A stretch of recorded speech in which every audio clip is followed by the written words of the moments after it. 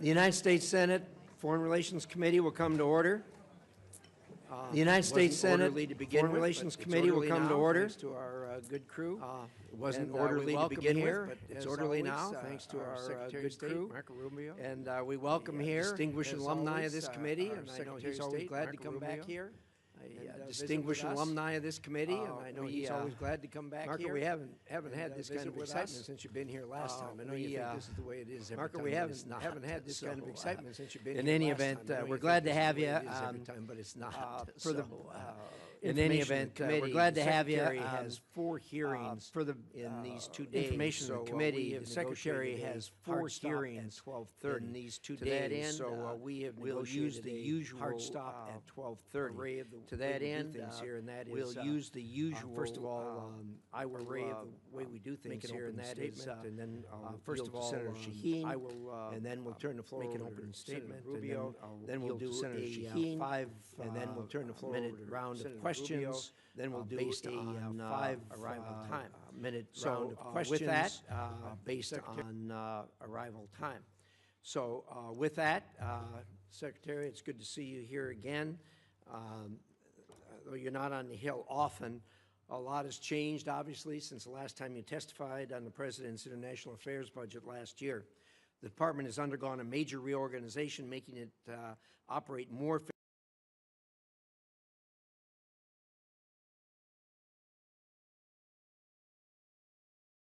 And executed, I think, quite well.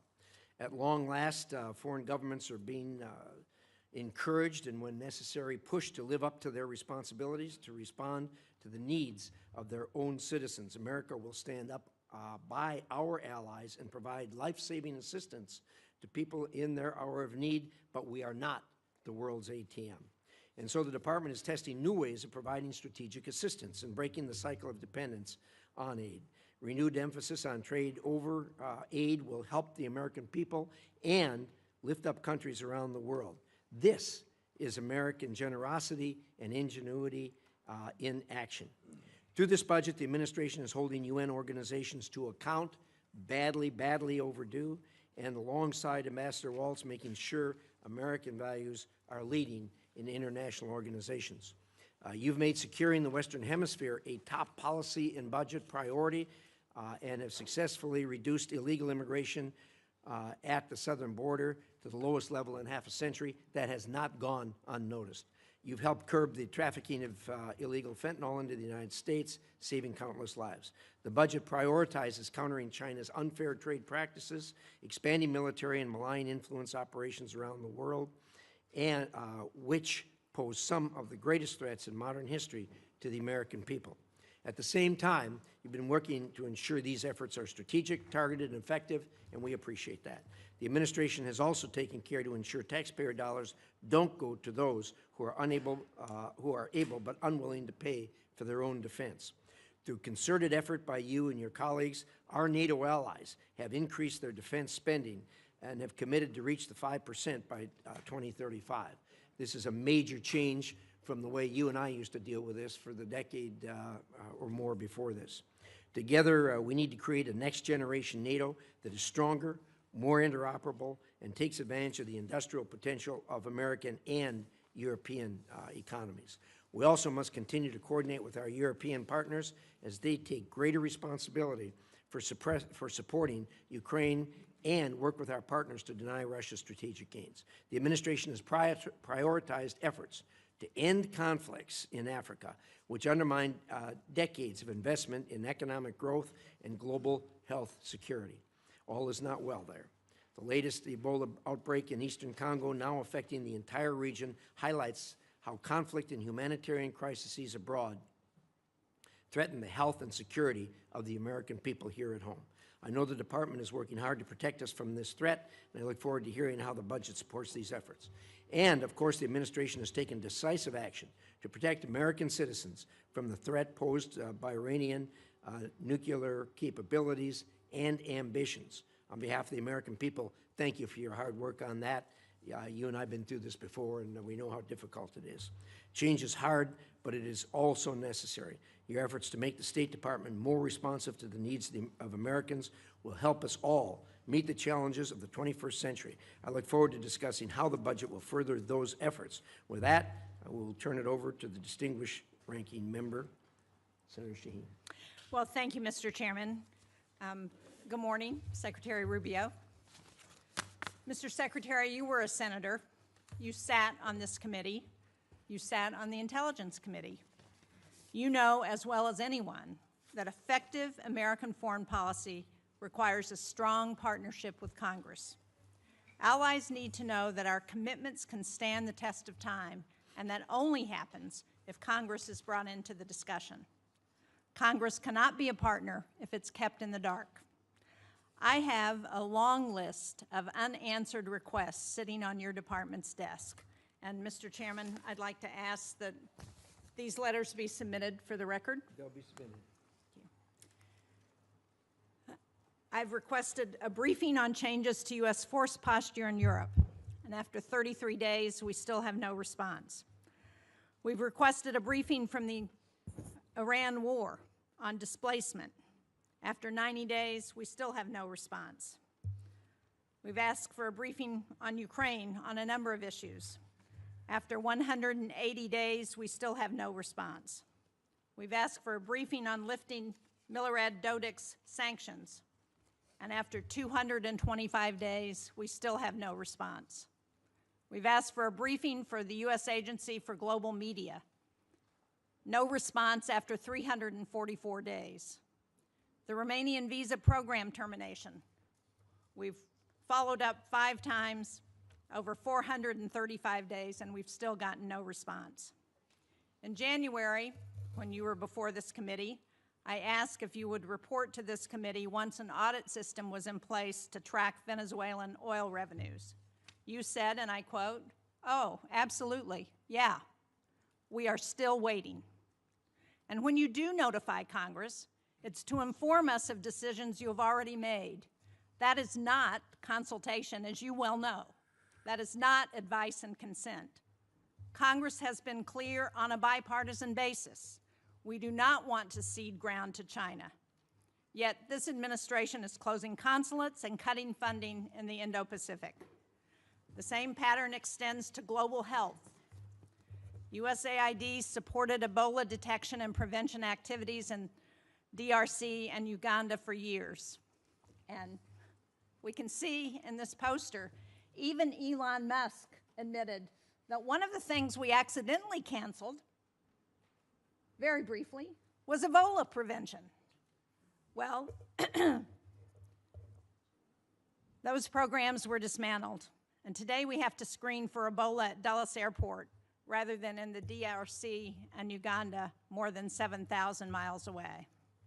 You're asking for a 44% reduction in the State Department budget. That includes eliminating funding to the World Health Organization. It includes eliminating all disease-specific funds in the middle of an Ebola crisis that's affecting Americans. Yet, no one from your department can explain to us why this is a good idea. You sent Congress one notification saying you needed $19 billion to close out USAID. Then you sent another saying you needed some of that money to respond to disease outbreaks. Congress has asked for an explanation, and we still have not received one. The same pattern extends to our alliances. I just returned from a bipartisan delegation to the Arctic. We are on the verge of losing the very alliances that we have built for decades because the President manufactured a crisis over Greenland. And nowhere is that clearer than with Russia. In 2017, you wrote, as a senator, that Vladimir Putin will never be a trusted ally or a reliable, constructive partner. But since taking office, you, the President, the Vice President, Steve Witkoff, not one of you has been to Ukraine. And yet, your envoys talk to Putin on a regular basis. The President has invited him, given him the red carpet treatment on American soil. But yet, you won't come up here and brief Congress on any of it. And decisions Congress has made on Russia have been systematically undermined. Congress passed support for Ukraine. The administration has slow-walked it. And instead of sanctioning Russia, the administration issued oil licenses that have sent billions to Moscow. Congress has asked what this approach has produced. Russia has conducted 5 times more drone strikes on Ukraine since 2024. More U.S. businesses are being directly targeted than at any point in this conflict. And Russia is providing targeting intelligence to help Iran hit our facilities and personnel in the Middle East, while we're helping them fund this war. When I talk to my constituents, they ask for economic relief at home, not regime change in Havana or Caracas or Tehran.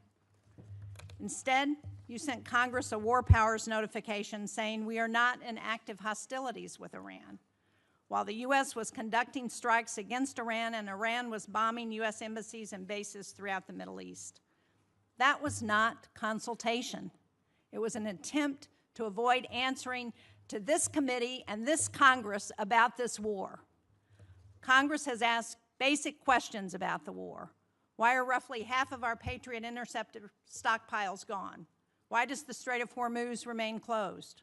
Why is gas up $1.50? Why did 13 American service members lose their lives in this war? Congress deserves to know why, and Americans deserve to know why.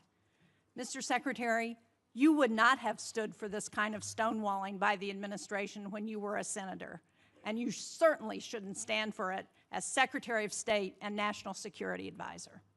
Thank you, Mr. Chairman. Thank you, Senator. We'll now proceed to a round of 5-minute questions. I'm sorry. We'll try.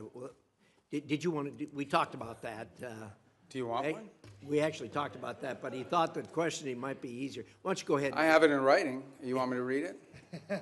Give us your best shot. Okay. Well, thank you for having me here. There'll be a lot to talk about today, and I just want to remind everybody, you know, our foreign policy is one that's solely focused on the national interest of the United States of America, on the defense of our country, both its military defense and our security, but also our economic security and the vibrancy of our economy, our sovereignty, and our future.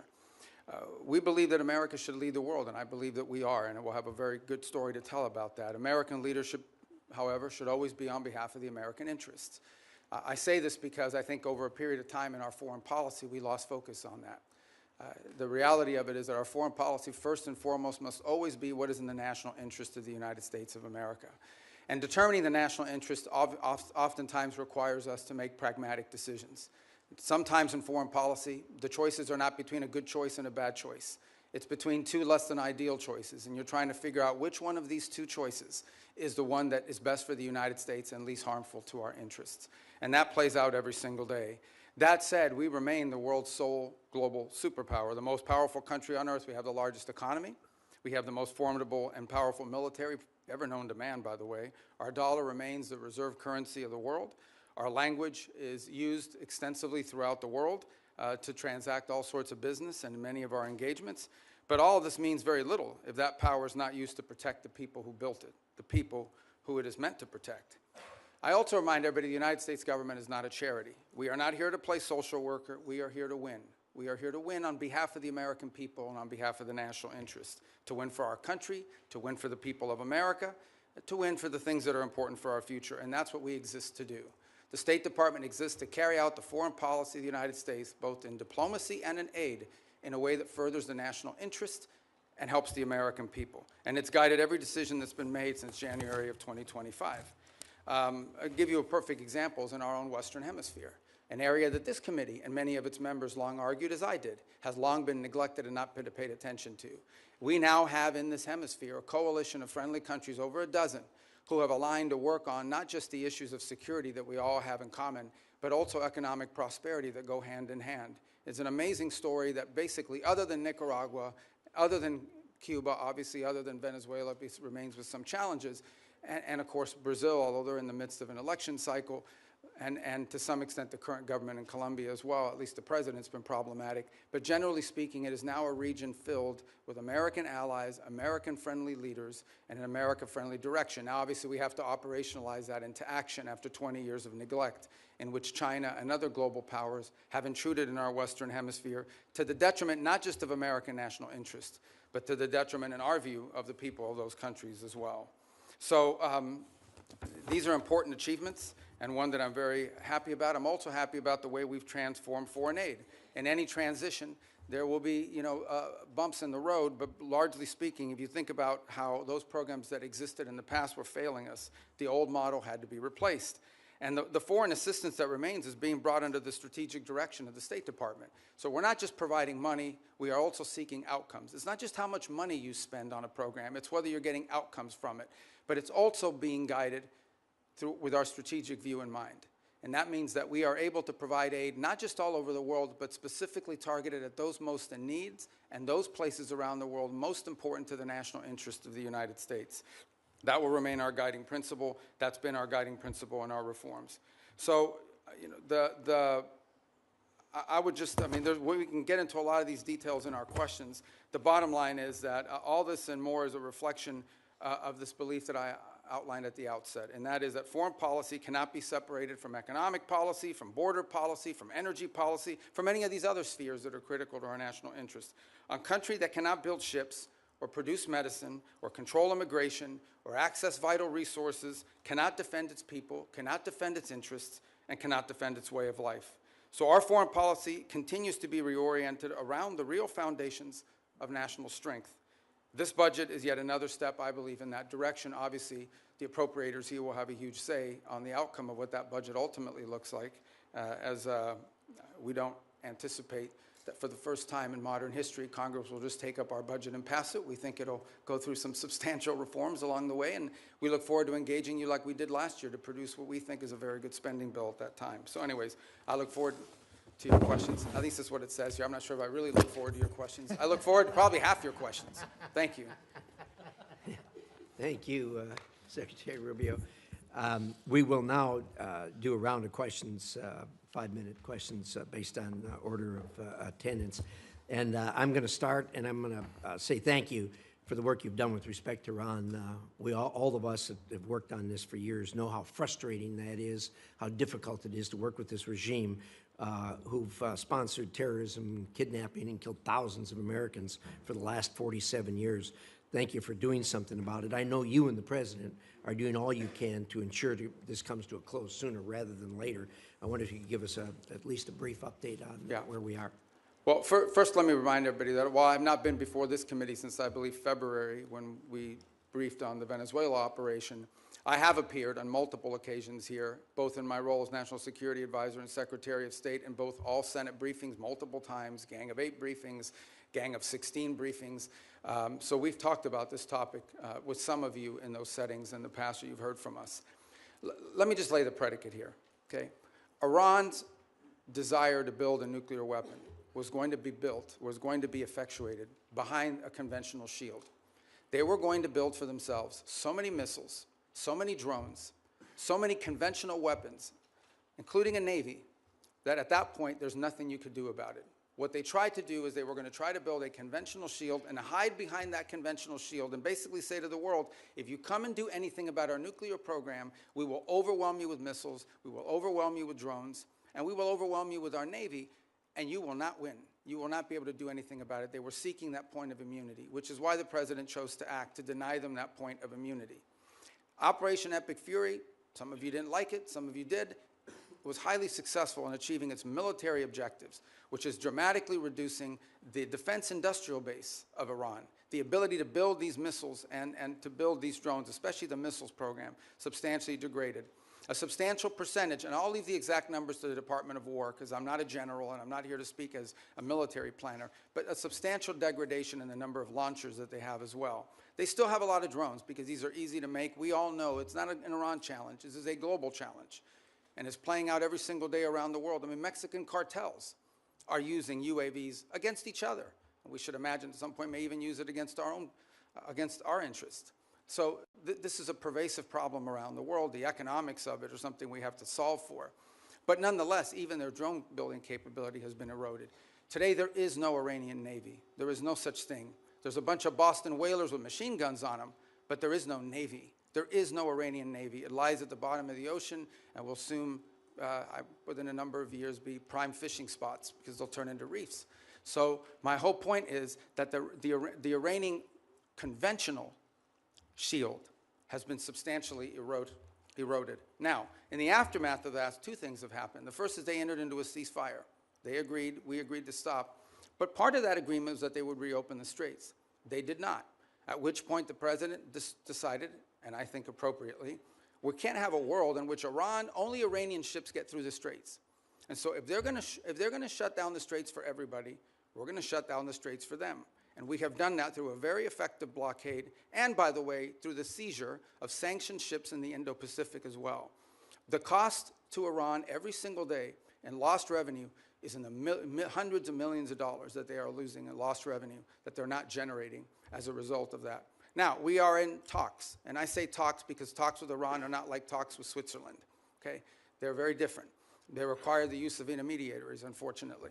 But there is the prospect before us, which could happen today, it could happen tomorrow, it could happen next week, that for the first time, certainly in my memory, they have agreed to negotiate aspects of their nuclear program that just a month ago, just a year ago, they were refusing to even mention, much less enter into discussions about. That is not a guarantee that ultimately it will lead to a deal that's acceptable to the Senate or acceptable to the American people. But we'll be able to engage them in a process to truly test the proposition of how far they're willing to go. Complicating that process, unfortunately, is their internal regime is somewhat fractured in the sense of it takes days to get responses from their system. We can go into more depth in your follow-up questions. But we're hopeful that something like that could happen in which the straits would reopen, we would enter into a period of negotiations on very specific topics, delineated negotiations, in the hope of reaching an outcome that's acceptable to us and something that they would be able to do as well. If it doesn't work out, then obviously we still have a problem with respect to their nuclear ambitions. But what they won't have is the conventional shield to hide behind any longer. Thank you, Secretary. I'm going to ask one more question. Hopefully this will shorten as we go around. There'll be more questions, obviously, on that topic. But I know you just got back from China not long ago. Could you give us a quick update on the state of U.S.-China relations? Yeah, look, I mean, China and the United States are the two largest economies in the world, the two most powerful militaries in the world. The Chinese government and the U.S. government have to speak. I mean, it's not a choice here. We have to have some measure of communication, if for nothing else, in order to de-escalate potential points of conflict that could lead to something broader. There are obviously very significant irritants in our relationship with China. Some of these are long-term problems that we know we're going to have to address. And so what we're trying to do is manage a period of strategic stability while recognizing that there are areas of our relationship in which we are going to have struggles, not just for years, but perhaps for decades. We recognize this. But I think as much as anything else, we have to recognize that the United States and China have to be able to have points of dialogue and speak to one another. As I said, for no other reason than to be able to have a communication channel. I think in our meetings, it was abundantly clear which are the areas that we do not have strong alignment or agreement on. We understand that there are areas in which long-term we're going to have some real challenges, whether it's supply chains. Put it to you this way. Let's leave China aside for a moment. The United States, and I would argue the world, cannot depend on one country for 90% of anything, especially 90% of things that are critical to our economies, not from our weapon systems to our pharmaceuticals. We just can't live in a world in which we rely on anybody for 90% of what we get in one sole source that could be cut off at any time as leverage against us or punishment or in a time of conflict. And so we are actively searching and have plans in place, and we're implementing these to diversify where we get critical minerals, where we get our supply chain, secure that supply chain. And obviously the Chinese would like to retain their monopoly position in some of these. This is going to be a long-term issue that we're going to have to continue to confront and work on. Work on that continues even while we are engaged in the ability to dialogue and speak to them, because we have to. It's responsible, and we truly have no choice but to be able to do that. It's to their benefit and ours, and I would argue to the benefit of the world that these two countries are able to speak to one another.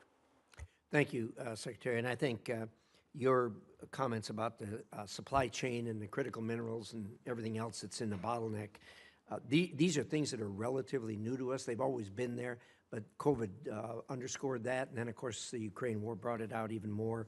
And appreciate your remarks. I think everybody at this dais knows we are, as a nation, looking at that. With that, Senator Shaheen.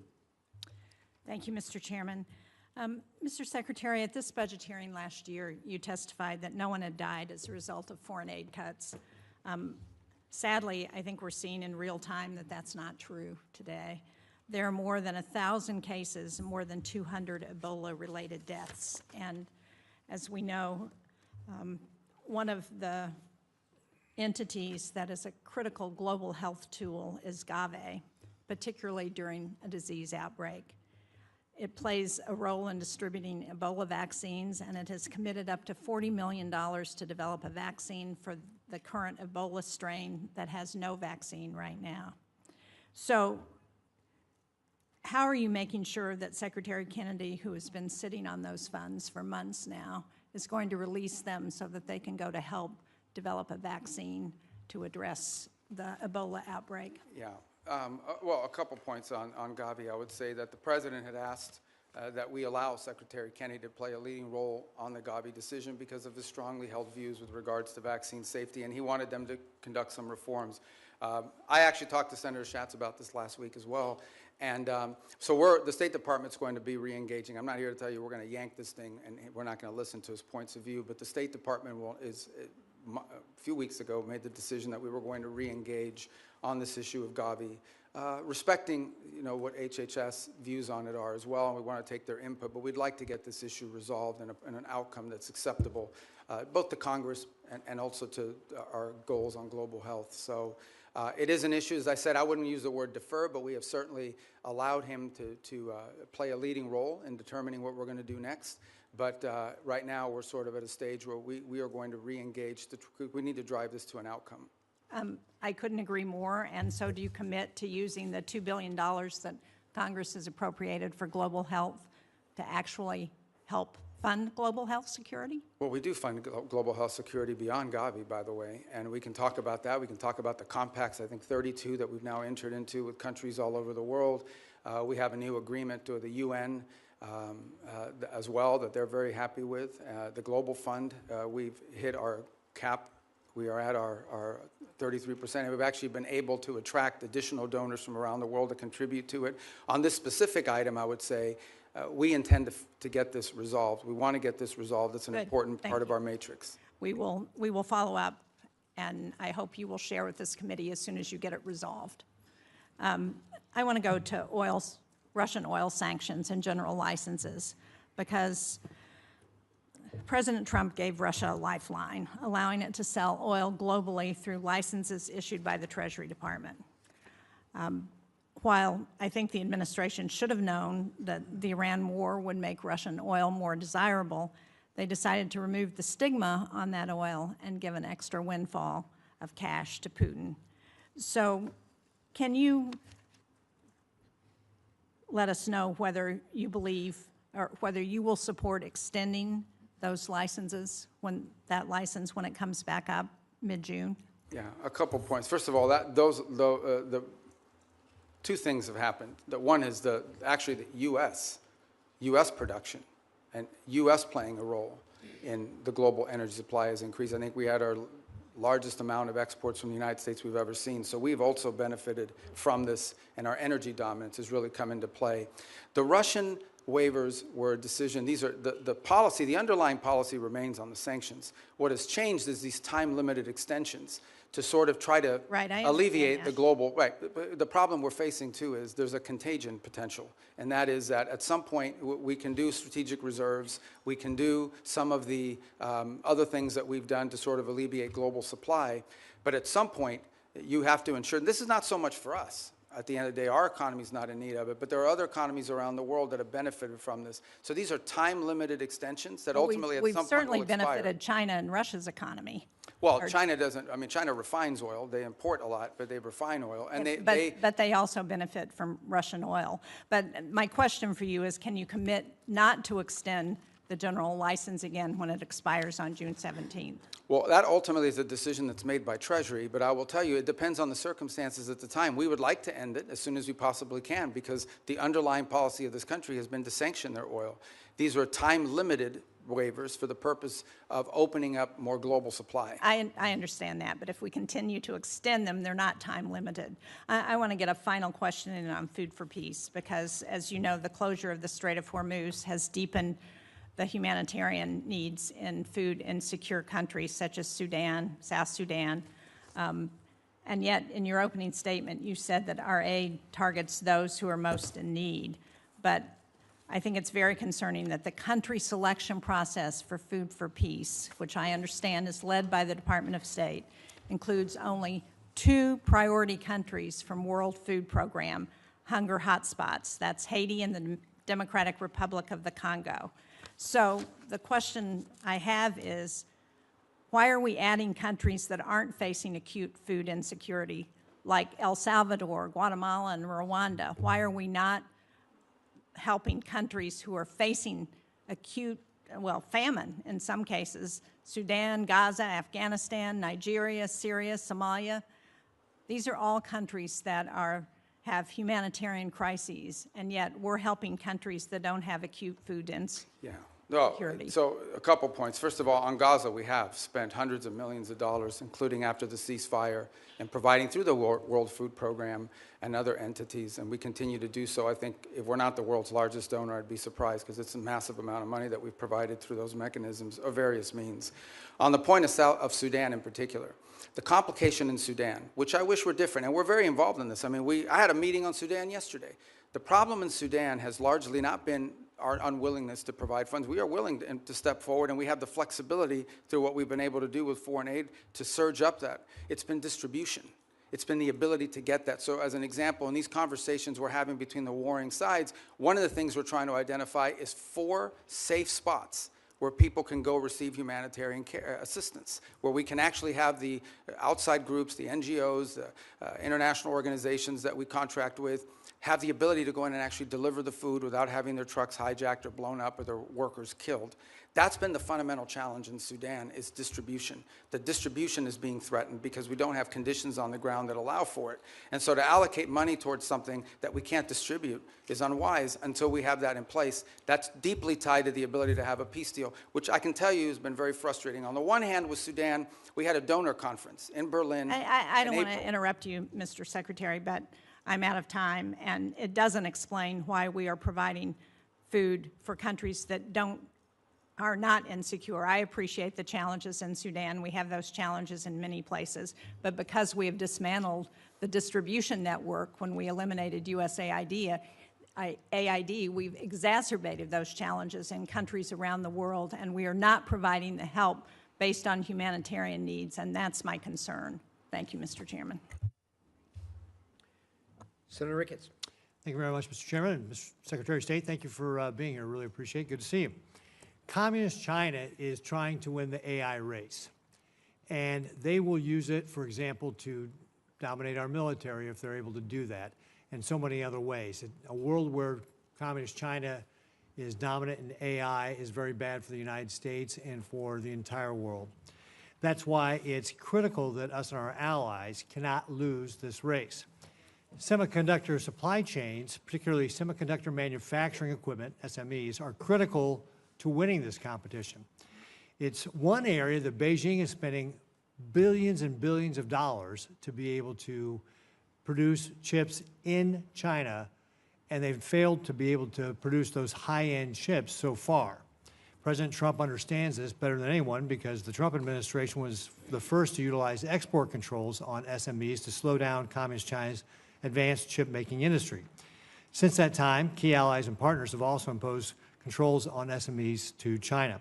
However, their controls have not been as restrictive as U.S. controls, and this has allowed certain foreign countries to backfill the Chinese market with critical dual-use tools. Secretary Rubio, do you agree that export controls on SMEs are critical to maintaining our technological advantage over Communist China? It is. It's actually where it's most critical is in the high end. The areas, that are not legacy, that are broader and that allow for that. I think on the broader point of AI, we share your view. One of the initiatives that I think Jacob Helberg's done a great job with at the State Department is Pax Silica, in which we signed up all these countries around the world. I think we're up to 13 or 14, and including ourselves and others who hope to join as well, in which we can create this global consortium for all of the elements of the AI supply needs. It's not just the innovation, it's obviously access to the minerals and the critical elements necessary in order to produce these chips and all the things that it will take to lead the world in AI. I think it is safe to say the United States right now is a global leader on AI. I think it is also wise to say that that lead is not is not irreversible. permanent. It has to be sustained, and there will be a real challenge in sustaining it. And we're going to have to stay focused on it. The good news is I do think we have a system of global alliances that view it the way we do. And we want to lead on it because it's not just about leading the technology in AI. It's about also leading in the standards that will govern how AI is used. I don't want to monopolize this conversation on this point, but it's one that I think the Senate should think about because I know we're starting to think about it. AI will have very positive impacts on our economy and societies. It will also have some detriments. There will be white-collar jobs in this country that will be impacted. And I think we have to start thinking not simply about the impact that AI will have on those jobs, but the societal pressures that will create, not just in the United States, but in economies all over the world. Much like industrialization and automation did, it will make the worker more efficient and more valuable, but it will eliminate some jobs, and those jobs will have to be replaced with new jobs or new skills. That's not just an economic issue. That is a political issue. That, over time, could destabilize societies all over the world. So we have to start thinking about AI in those terms as well. You mentioned our allies. Shouldn't they have to follow the same sort of standards U.S. companies do when we're limiting the semi-manufacturing equipment that's going to Communist China? And that's our hope, is that we can create people that we can create a coalition of nations that understand the danger in this. And they're running through the same, some are better than others, but they're running through the same problems that we run into. And that is companies ultimately want to sell to the markets, and China's a large market. But I agree, and that's one of the goals behind Pax Silica, is to create unanimity or consensus behind that thinking. Well, Mr. Secretary, that's why I recently introduced the Match Act with Senators Kim, Risch, and Schumer to level the playing field.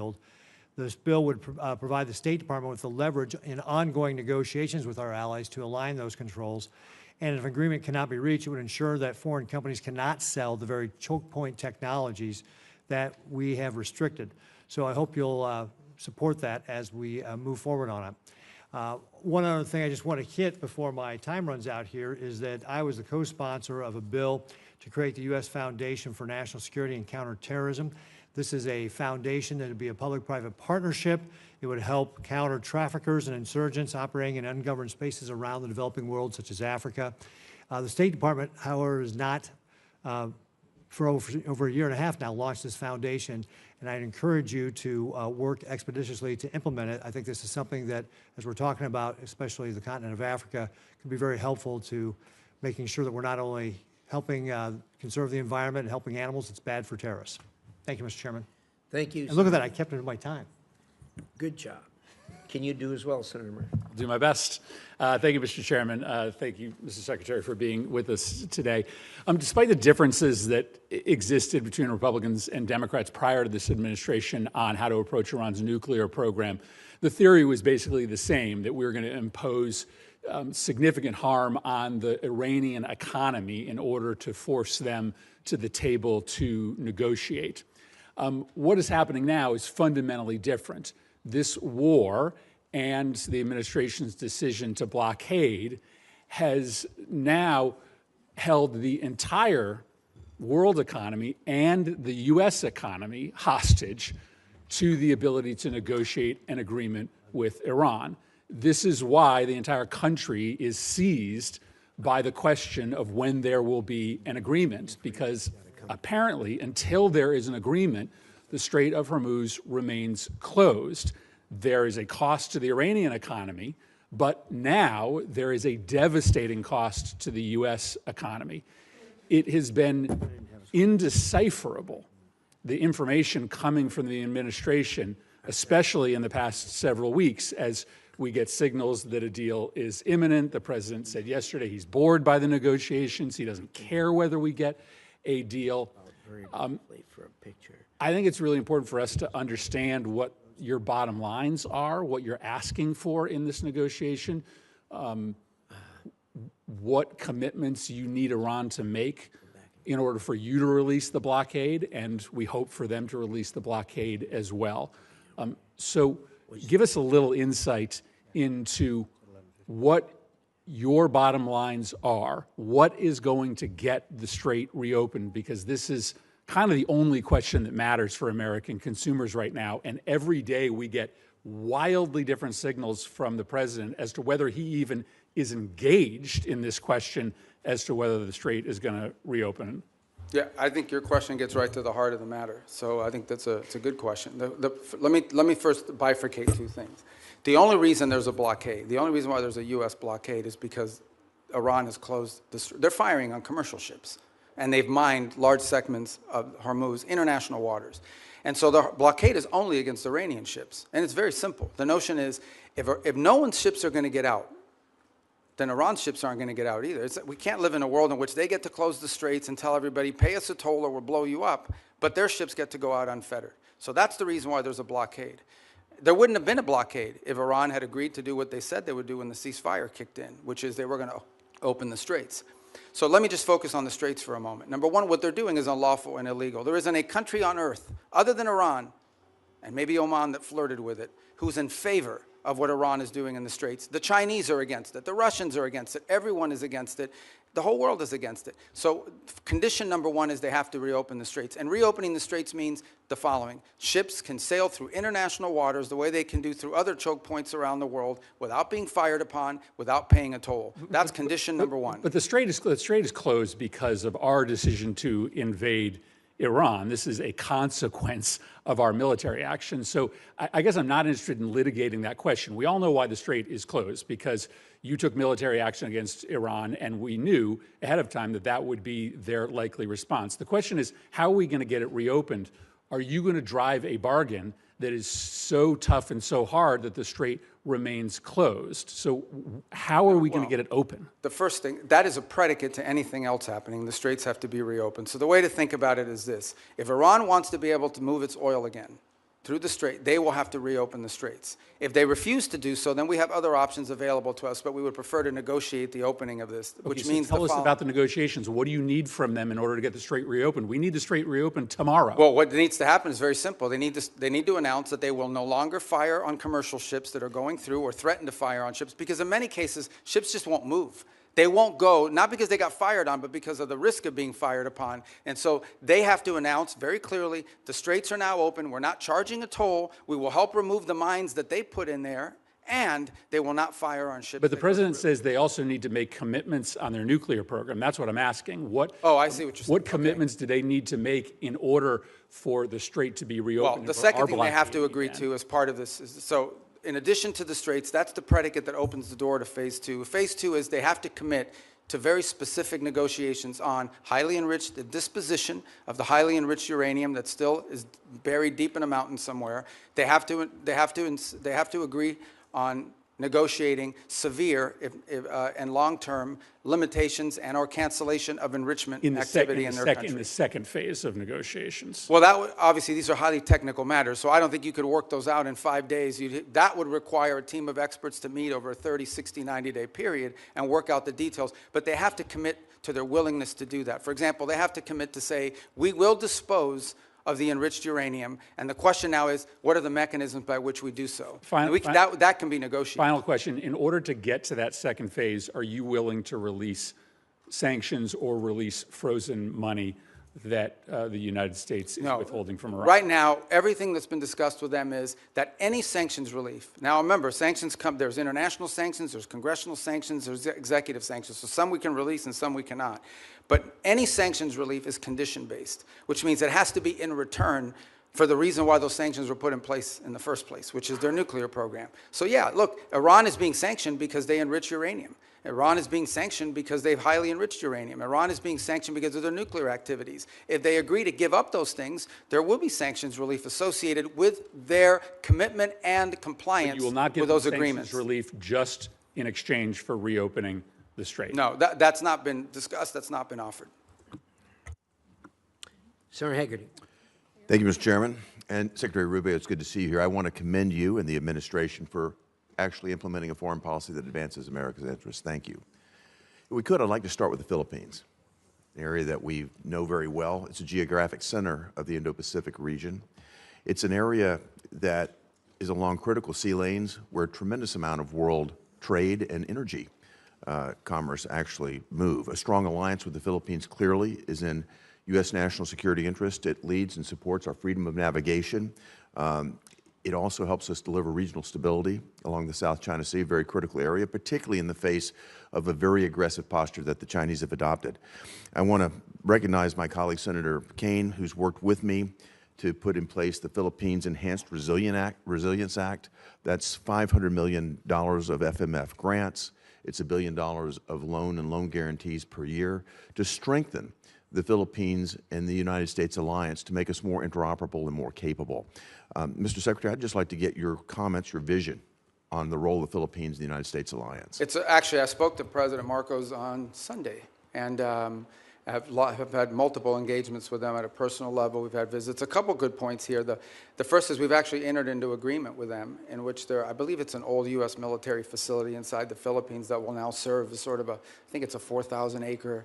I'm very familiar with the area. Yeah, you know it. And that we'll be able to do a lot of our activities together with regards to our joint interests in developing on AI and high tech and diversifying and helping diversify their economy.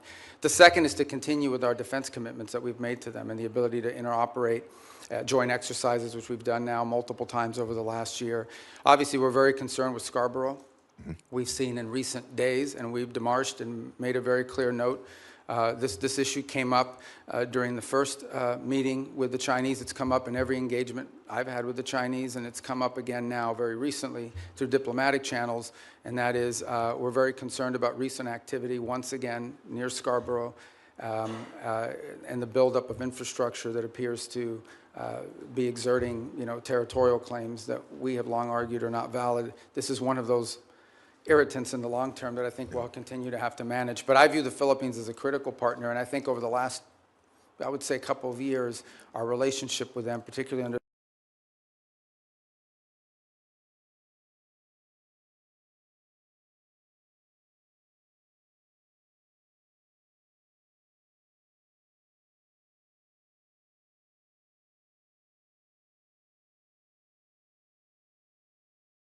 economic ties, and of course, that has, as you mentioned earlier, tremendous national Yeah, security. can I just add one point? There is, some desire during their chairmanship this year of ASEAN to reach a sort of code of conduct understanding in the Indo-Pacific. And while I understand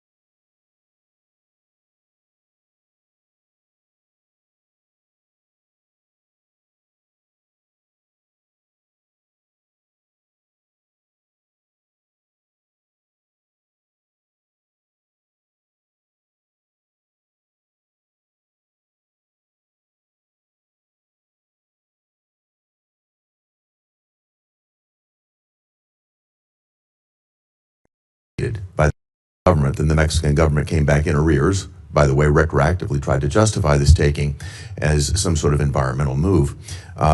Sadly, we had to fight pretty hard, the previous administration, to not allow this to happen. And I think it's going to take more bipartisan effort, certainly you'll have it from here in Congress, to push back on any government's effort to try to confiscate American corporate property. What that will do is have the effect of minimizing or basically reducing the incentive or de-incentivizing our foreign investment in other countries, which again, I think hurts the mission that you're on. I'd love to get your perspective on how the State Department will stand up for American investments overseas. we do every day, and in fact, one of the great benefits of our reorganization is that it has empowered the regional bureaus. You used to have a set-aside economic bureaus that would do these things separately from the missions in the field, and having been a former ambassador, perhaps you experienced that. We've now empowered the regional bureaus, and through it, by extension, the embassies, to play a leading role in economic diplomacy. And so I would argue that virtually every engagement I have with a foreign leader involves some economic component to it. And I would say if you talk to our chargés and our ambassadors around the world, I would say more than 50% of their engagements now have to do with economic matters, and they involve one of two things. Either A, finding creative opportunities. In essence, the host country will say to them, we have these areas, these industries of investment. And the embassies will take an active role working with the Bureau to identify American companies who could potentially go down there and see if there's an opportunity for them. And the second is what you just pointed to, and that is protecting existing American investments. Because the point we make with everyone we interact with is, you can't ask for American investment into your countries when you have a history of expropriating, of takings, and in some cases, it's a local official that's trying to extort an American business and say, hey, I'm the sheriff or I'm the local police officer. If you don't pay us, your workers won't show up to work tomorrow. We have problems like that as well around the world that involve the local level. And it's become a leading part of our diplomacy. And it's happening at the embassy level, which is where I think it really needs to be led. That's where your field generals are, and I applaud the sea change, and you know you've got support on a bipartisan basis here in the Congress to move this forward. Thank you, Mr. Secretary. Thank you, Senator Hagerty. Senator Kane. Thank you, Mr. Chair, and thanks to Senator Hagerty for mentioning our work together in Philippines and Mexico. Mr. Secretary, you won't be surprised that I'm going to ask you about the Western Hemisphere. You and I traded the gavel and the ranking on the Western Hemisphere subcommittee when you were on this committee, and that was good, productive work. I want to ask you about Operation Southern Spear, the operation to strike boats in the Pacific and the Caribbean, that dozens of operations have now killed more than 200 people. Have you been involved as Secretary of State or National Security Advisor in discussion about the targeting criteria that are used to decide which boats we should strike? No, but not because I've avoided it, but because those are largely legal decisions, right? So but if you haven't been involved in discussion, as the National Security Advisor, are you aware of what the targeting criteria are? Yeah, I mean, they go through so every strike has a legal officer on the deck that has to make a determination about whether the call is legal or not. And this is done by the Department of War, the way it's been done in other theaters around the world. Here's what I want to ask you about. So you're generally aware of the targeting criteria. I'm not allowed. I know what the targeting criteria are because of briefings I've had in this committee and the Armed Services Committee. It's all been in classified. And I'm not allowed to discuss the targeting criteria because they've only been shared and classified. But I don't think I'm prohibited from describing things that aren't targeting criteria. So I'll give you an obvious example. Everyone on the boat is right-handed.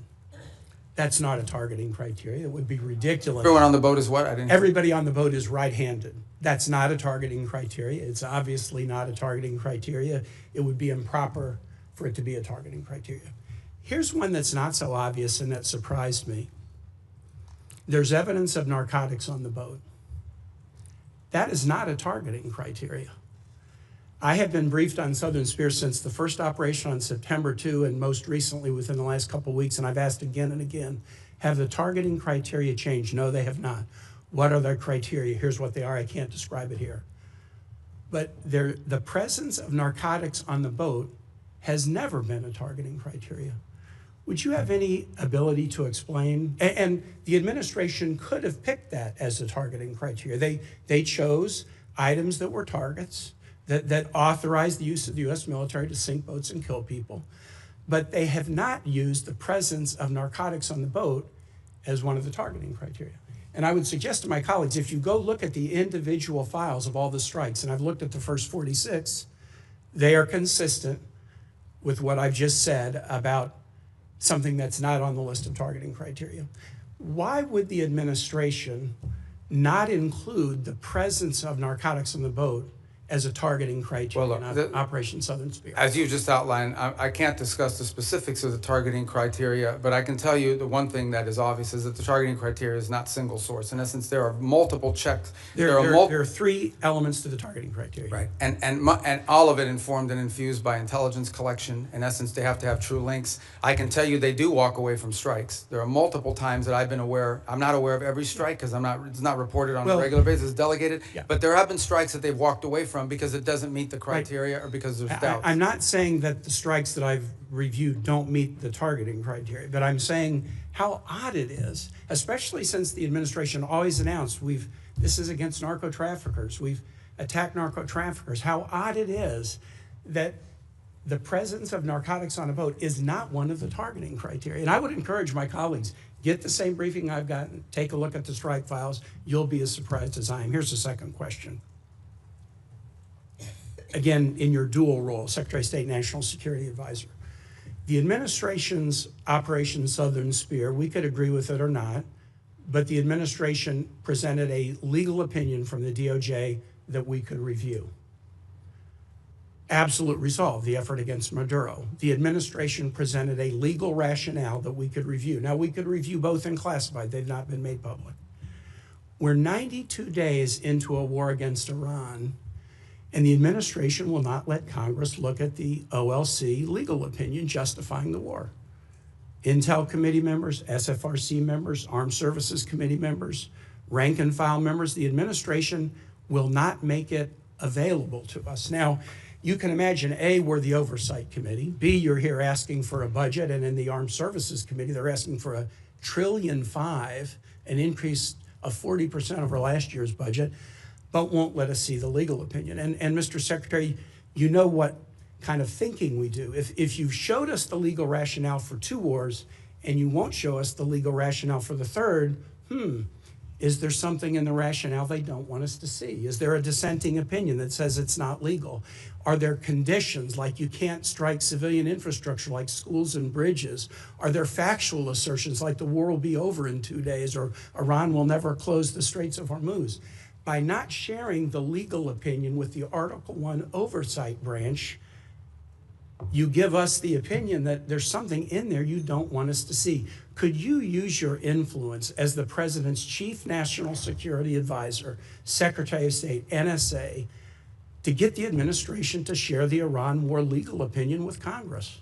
Well, look, first of all, obviously the Department of State does not develop the legal opinion. That's But the you're Office the of Legal national, Counsel. you're the Chief National. So I think what you're asking is why haven't the Office of Legal Counsel provided it? They don't work for the National Security I'm Council. actually They don't work asking, for me. will you use your influence as Well, I will President's certainly Chief inquire as to National why. Security Here's what I'll do. Advisor? I can certainly inquire as to why it has not been available. I don't think there's a reason why. I am not aware that. In fact, my understanding is they have provided documentation to the committee and Not the opinion. as part of the war. Not the opinion. Well, that's different. And you wouldn't accept that. All right, well, let me You're take sitting that on back and this ask side the of Office of dais. Legal Counsel. But it's certainly, they provided the legal rationale for the strike. You're asking for the actual written opinion the way it was Which in the they other. provided us All in right, I Southern understand. Spear and Absolute Resolve. I'll Thanks, take Mr. that Chair. back. Thank you. Senator Lee. Thank you, Mr. Chairman. Thanks, Secretary Rubio, for being. You look like rickets. I apologize. This threw me off a second. Well, look, bald is beautiful, and we new caucus. can't help that. But thanks for all of your efforts. You are a very effective spokesperson for not only President Trump and the administration, but for the United States, and I'm grateful for that. Was wondering at the outset if you could talk to us a little bit about the fractured Iranian regime and how that might be making negotiations more difficult. One of the things I've wondered, for example, are whether the diplomatic Iranian channels are sort of crosswise, at odds with, or working hand in glove with the IRGC, which is itself causing a lot of these ceasefire violations, or is it all sort of coordinated chaos to try to undermine and tip the scales in favor of Iran in the negotiations? Yeah, that's a great question. Let me try to give this answer to you in a way that's not boring or wonky, because it's been a shift. Obviously, the original Supreme Leader, the one that was there, is no longer with us. His son takes over. Nobody hears from him for a month. By all reports, open source reporting, I think you've all seen it. He was severely injured in the same strike, and so forth. Are you confident he's still alive, by the way? Yeah, I think there's indications that, in fact, we've not heard from him publicly. We haven't seen him publicly, and I would imagine, given what's happened to multiple leaders in that system, being very public is probably not something that's recommended for them internally. But that said, I think there are indications out there that he is increasingly engaging at some level, although all of his communications have been in writing and through intermediaries. So the way to think about it is the following. You have the Supreme Leader, and understand that at the end of the day, the Supreme Leader in their system there really is no analogy to it in our system or anybody else's system. It is the theological office. It was the head of the Islamic Republic in the sense of the ultimate decision maker. And every major decision has to be run by them. They are advised by a council. It's not clear if it's 6 people or 8 people, but there is a council made up of both IRGC and other elements of the regime that surround that supreme leader. And ultimately, that council has to sign off on anything. And then there are the people you see on TV, like Arachi, who's out there every single day, and Golubov, who's the speaker of the Majils, who's been playing a pretty prominent role. And they are the ones that they have sent to negotiations and so forth. It is our view of the system, as we understand it, and as it's been expressed to us both by the intermediaries and by Iran directly, that what Arachi and Golubov bring or take from us, they then have to run back to this council and ultimately get guidance from them. And that process oftentimes takes 3 to 5 days to get a response. Now, some of it is logistical. They're operating probably using couriers and things of this nature. Part of it is internal fissures on exactly what they should agree to or not agree to. I think the second point that needs to be driven in this regard is that there is evidence that there are communications issues within the regime as well. So, for example, it's pretty clear that at the outset of hostilities in the conflict, they had delegated decision-making to field commanders. And so oftentimes field commanders had delegated authority to act on a, let's say, a pre-operational planning that already put in place. And so unlike our system, where perhaps you know that the president or the secretary of war is directly making orders and decisions, or the chairman of the Joint Chiefs, in their system, a lot of decision-making at the tactical level, like which ships to hit and so forth, are being made at the commander level. So that's why from the outset it can look like fire-ready aim, but it's part of the design of the system, perhaps? Well, I think it was a design of the system in the sense of regime survival and the ability to operate in case there was decapitation strikes or people are removed. But let's go back to the essence of the negotiations. What's complicated them is you ultimately are negotiating with people who then have to negotiate within their own system to see what they're allowed to give and what they're allowed to agree to. What is abundantly clear is that Iran is facing severe internal economic. All the problems Iran had before this conflict not only are still there, but they're worse. All the things that led to the protests, all of these are worse than they were before. And I think there's definitely elements within that regime that understand it. And then there are other elements of it that are more immune to it and perhaps more resistant to making agreements. And so what we are working through is in many cases, is delays in getting the responses to people. And this is why you see reporting about there might be a deal in the next few days, because internally it takes time to get responses from them, sometimes upward to 5 or 6 days. Undoubtedly, they're using that to their advantage, sort of like the car dealer where the salesman has to go talk to his manager and make you wait and think about it for a while. Even more complicated than that. Even more complicated than that. One more question. I think we could benefit from hearing from you about the need to zero out funding for a couple of entities, including the National Endowment for Democracy and USADF. Can you tell us about that? Well, look, these programs, I think, have served a purpose in the past, and obviously there's a congressional role to play here, right? I mean, at the end of the day, these programs have had, especially the National Endowment for Democracy, has had support in Congress in the past. And look, I was here for 16 years. I understand that you're going to pass an appropriations bill, and the appropriations bill is going to have things in it that we don't have in ours. That's just the way it is. And we understand it, we'll make it work. But we are concerned, or have been concerned in the past, about organizations that sort of have lost their purpose and what they're advancing. And at the end of the day, look, we have a lot of resources. The United States is the richest country in the world. We have the largest government budget in the world, but we don't have unlimited resources. We still have to be able to strategically spend our money. And the State Department, you know, when I took over, a lot of people are like, oh, that's a mess. State Department's not that big. The majority of our employees are local hires overseas. We have, you know, foreign service officers, career civil servants, but compared to some of these other agencies that are out there, we're not that large, and yet we have a global footprint. We're really, other than the department, I would say beyond the Department of War, we're the only ones that are present almost everywhere on the planet. So we have limited resources, and we have to be able to allocate those resources in ways that are driven by the core mission of advancing our national security. And oftentimes that will mean that things we have paid for in the past, we can't continue to fund. Because there are other things. It might be good, but there might be something else that's more important and even better. Other cases, we may still spend money on a purpose, but we want to be driven not just by, we don't want to be judged just by how much money we're spending on something. We also want outcomes for it. We want to show outcomes. That's been the goal behind these MOUs, these compacts with the 32 countries that we've entered into in a week plan, is we're not just trying to solve the disease problem this year. We're trying to build the local capacity so that 5 years from now, they won't need aid anymore because their local systems can handle it. saying 5 years, some countries may take 10 years. But nonetheless, that's the goal, and it's been very well received. Thank you. Thank you, Senator Lee. Senator Merkley. Thank you, Mr. Chairman and Mr. Secretary. Good to see you. As Senator Shaheen noted, you've expressed that no one died as a result of the sudden shutdown of AID. And I did ask you last time you were here about that, and I won't repeat all that, but I want to note that the folks who study this at the schools of public health, Harvard Chen School, the Boston University School of Public Health, estimate that over 500,000 children have died from that sudden shutdown. I want to kind of put a note on that. If you were to walk across this country, you'd see one dead child equivalent every roughly 30 feet. That's the level of carnage. I know you disagree with that, but many experts who are in this field, that is their estimate. And I hope you'll ponder that as we strive to rebuild our programs related to malaria, tuberculosis, AIDS, HIV, nutrition, and certainly infectious diseases like Ebola. I wanted to turn, though, to Taiwan. It's an area that you and I worked on quite a bit together when you were here, including the Taiwan Relations Reinforcement Act and the Transnational Repression Policy Act, the Hong Kong Economic and Trade Offs Certification Act.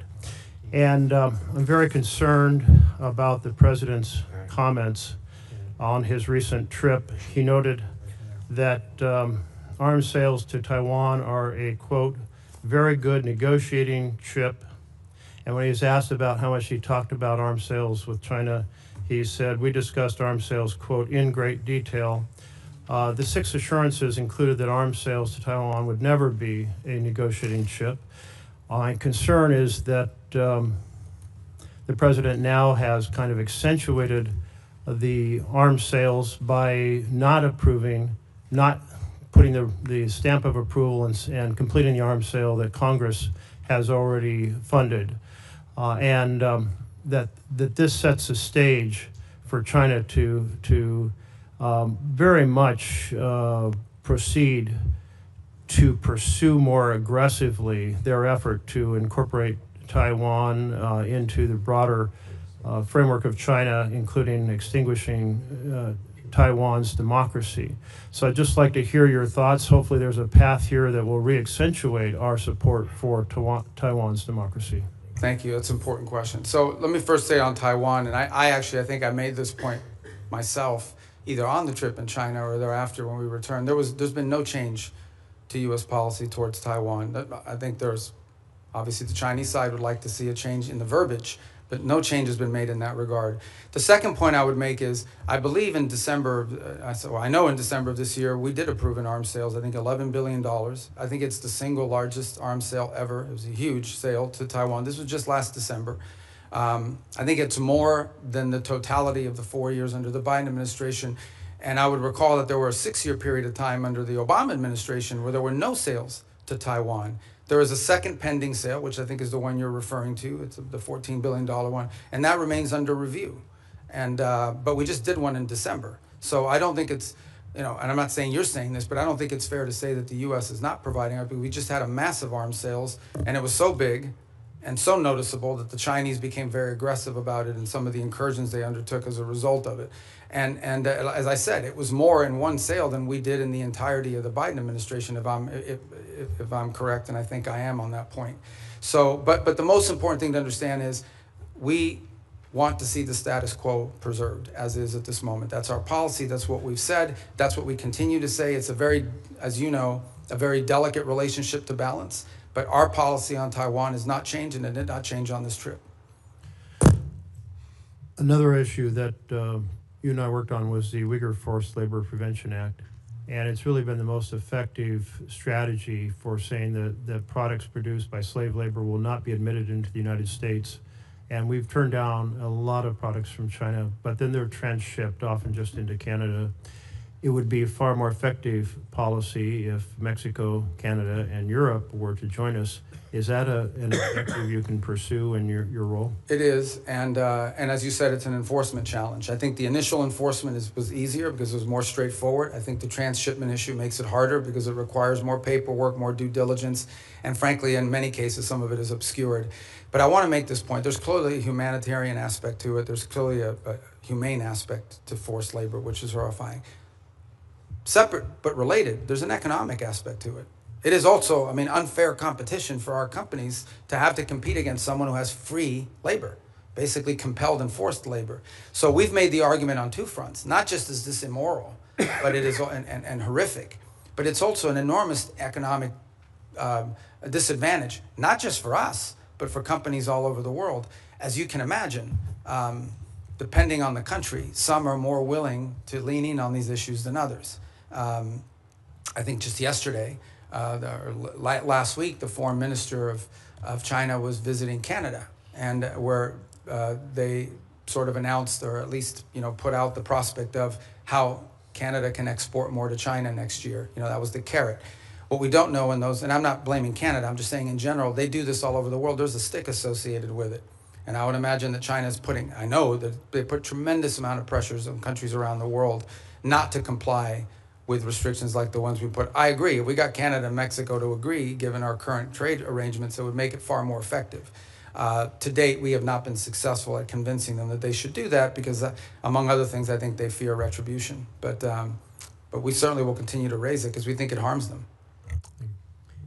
Senator Barrasso. Thanks, Mr. Chairman. Mr. Secretary, great to see you again. You opened by talking about American leadership and American interests. And later this month, the G7 is going to be meeting in France. And then next month, NATO meeting in Turkey. Just overview, what are the priorities you're going to go into those meetings with? G7? G7 and NATO, coming up next month in this. Yeah. Well, NATO would be a fun meeting. Let's start with the G7 one. The G7 forum this year has largely been focused, obviously, because of the Straits. So when I went to the foreign ministers meeting in March, a lot of the conversations in April were about the Straits. And the one point we've made is, and what's interesting is a lot of the countries involved there, even though it's not a military forum per se, the UK and France are members of it, they've put together this initiative, which they say they will send minesweepers and escort ships, but they will do so once hostilities is ended. Kind of a catch-22. On the one hand, I mean, why do you need naval escorts if no one's shooting at the ships? That said, I don't diminish the utility of it because I would imagine the first few ships that go through are going to like to be escorted. So I think that's going to be a key feature of that conversation. I think there's a shared interest in all these countries on rare earth minerals and supply chains generally. I think there is a growing global consensus, and we had a great, maybe a few of you had attended part of it, we had a great ministerial here earlier this year on rare earths and supply chains that brought in dozens of countries, and all the G7 countries were represented at it. And so I think that's going to be a feature here is how do we diversify the global supply chain on anything from rare earths to pharmaceuticals? There's growing consensus, so I think that point will be quite dominant. And then given the makeup of who's in the G7, the Russia-Ukraine conflict will always come up because obviously it directly impacts at least 3 or 4 of those members who are on the continent. So we will also, and I don't recall exactly who the French have invited, but in addition to the G7, they'll always invite 2 or 3 other countries to attend. I believe Ukraine has been invited, if I'm not mistaken. There's usually a couple other countries that they'll invite that are not members of G7. But I think those issues will dominate depending on where we are with the Straits, and then clearly the critical minerals and supply chains has been a key focus of G7 actions. The last point is, I think there's been an interest and I think Canada deserves credit for this. The Canadians have really taken a lead, and we've been very supportive of this, in highlighting places like Haiti. And as a result of these G7 meetings, we've actually had a number of countries in the G7, including Japan, step up and contribute to the effort there.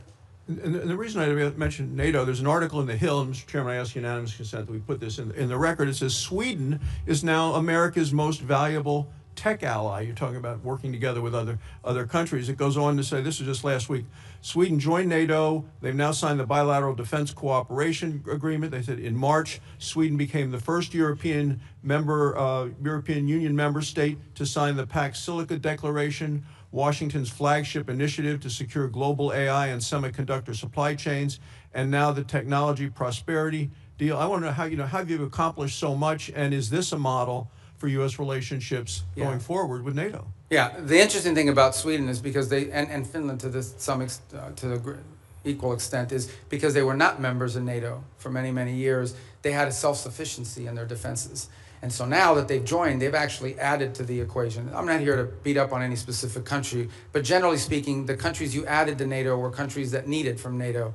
Sweden and Finland have actually contributed because they brought their own defense industry, their own advanced technologies. So they've been a great partner. They've been an extraordinary partner. We were just there because we had the NATO foreign ministers meeting in Sweden, and it was phenomenal. And I think that Sweden is a great ally and a country that we're continuing to find a lot of synergy and cooperation with, especially on the field of technology, but also on defense. I mean, they have their own defense industrial base, which is an impressive defense industrial base. I wish every country in NATO had what they have, but I understand why Sweden has it.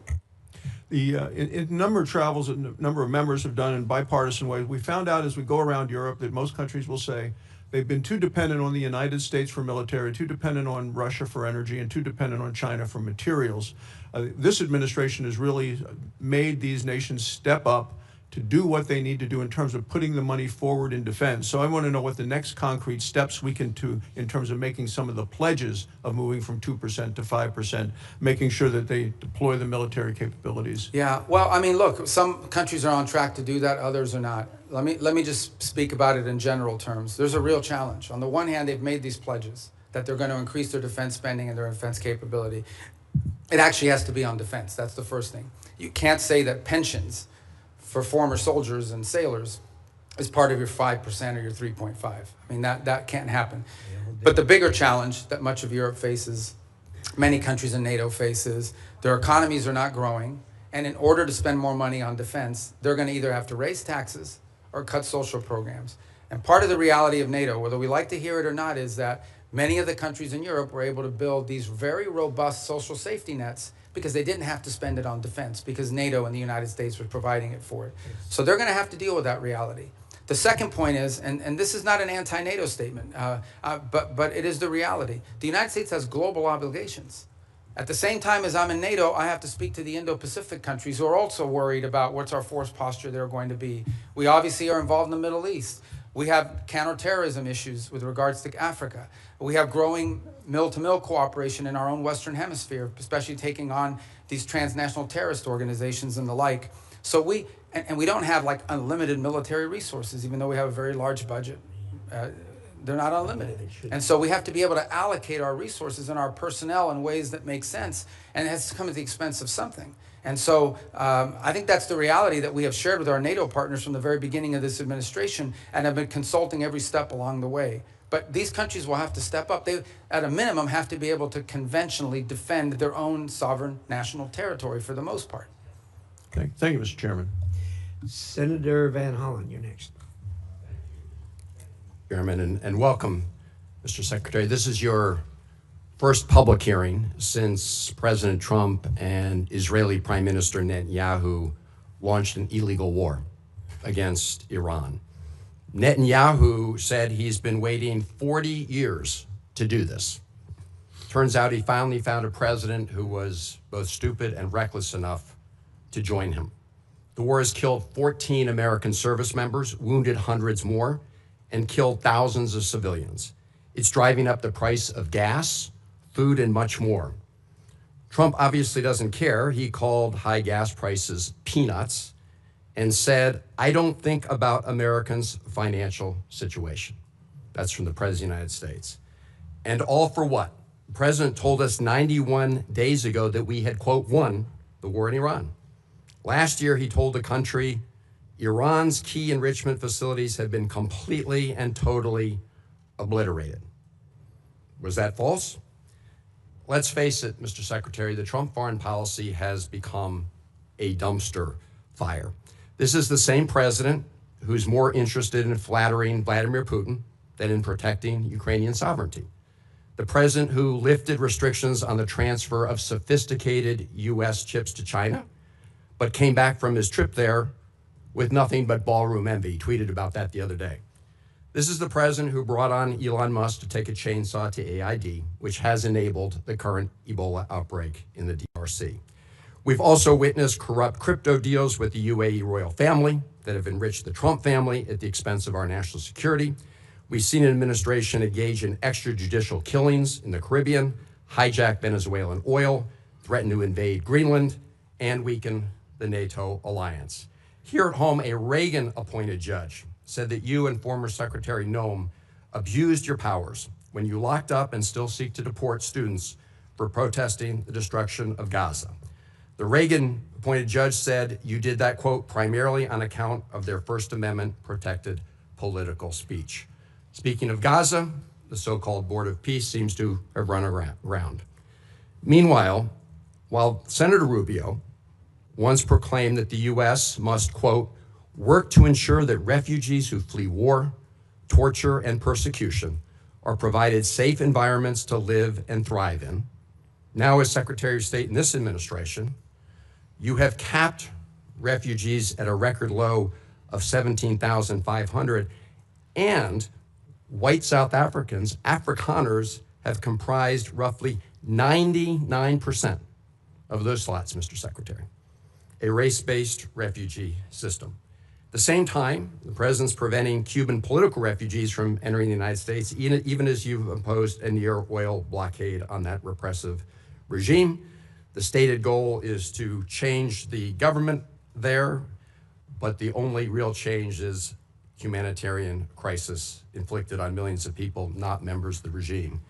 And in that regard, Mr. Secretary, I have a question for you regarding the designation of Cuba as a state sponsor of terrorism. On the very first week, at least, of this administration, the administration reinstated that. And in a recent January 26 EO, you made statements suggesting connections to Hezbollah and Hamas.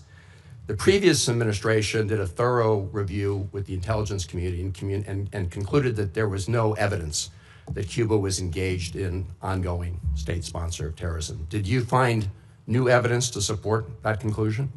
Well, first of all, let me just say that's your question, but you made this long statement of which I disagree with most of it. We won't have time to address every point that you made. So let's stick to Cuba specific, because that's the question that you asked. Cuba has sponsored terrorism, and it's been supported groups. For example, virtually every left-wing, radical, violent terrorist group in the Western Hemisphere has at some point relied on support from Cuba. The ELN, the FARC dissidents, including them, have been involved there. We also know, for example, that Cuba continues to host a pretty substantial collection intelligence sites on behalf of the Chinese and the Russians. But you look at the region and you look at all of these leftist Marxist terrorist organizations, all of them, in many cases, got their seed money from the Cubans. If I can move on. I noticed you did not answer my question, because my question specifically related to whether there was new evidence to support that conclusion. I can just tell you. Why would I need new evidence?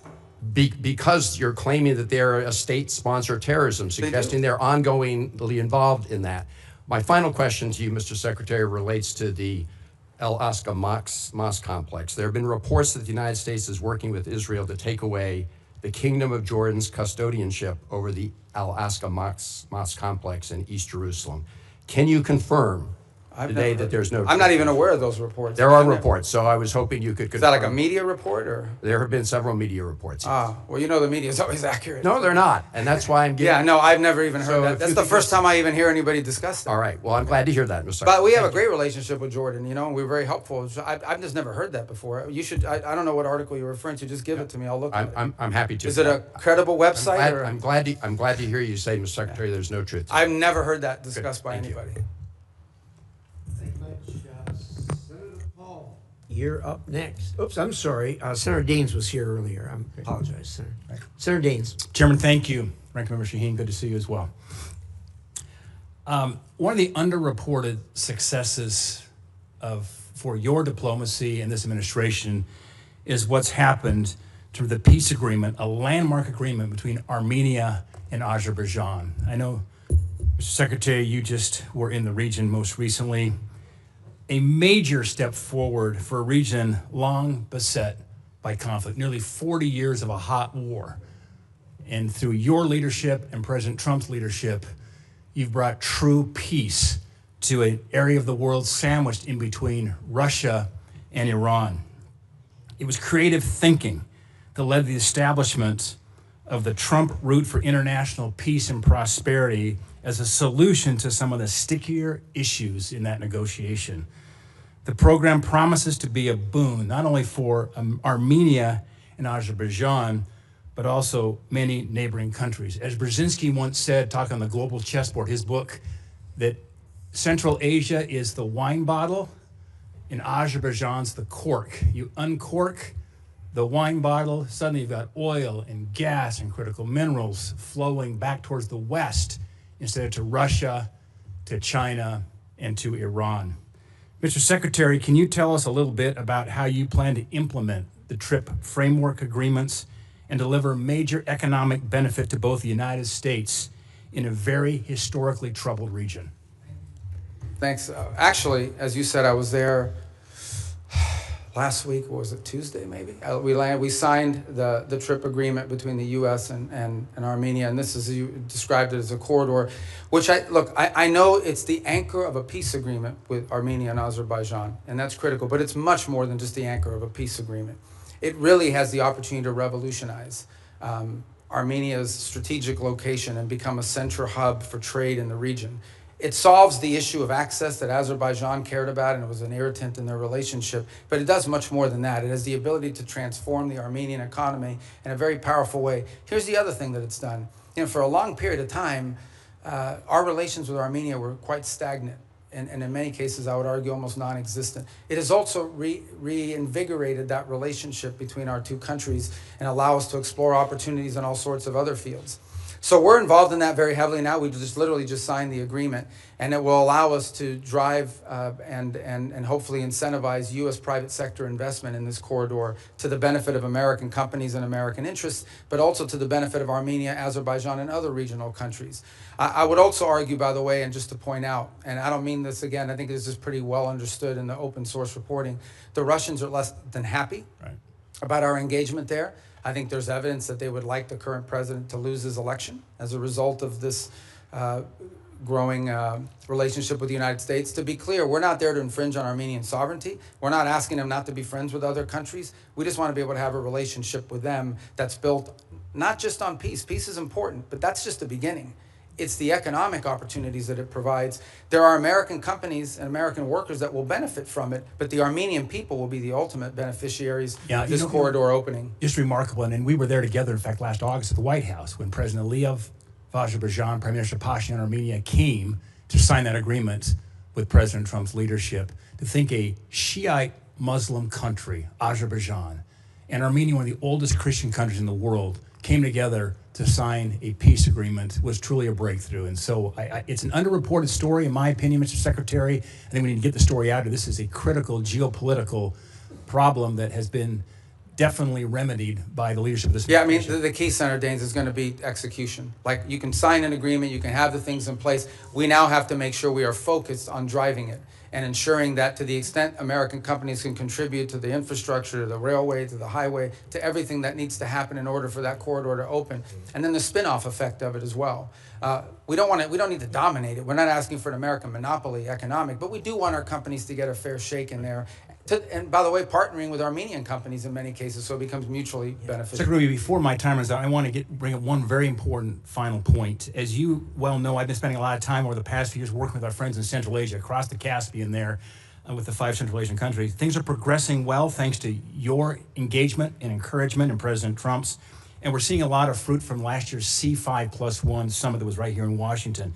That being said, there is still a major hurdle to strengthen our ties. One of the key irritants to our friends in Azerbaijan and in Central Asia is the infamous Jackson-Vanik trade restrictions. These are Soviet-era relic restrictions. In fact, Senator Murphy and I are the co-leads on the repeal. It's long past due that we get this changed.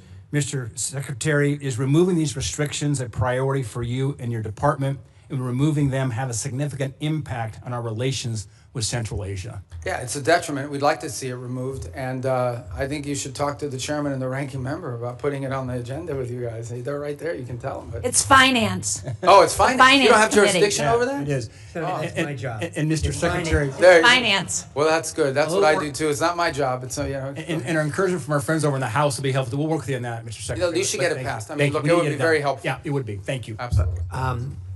First of all, let me say that I absolutely concur with the Secretary and Senator Daines with you, and I've talked to the President about this, as you know, and I have actually talked to the Chairman of the Finance Committee, who I know relatively well.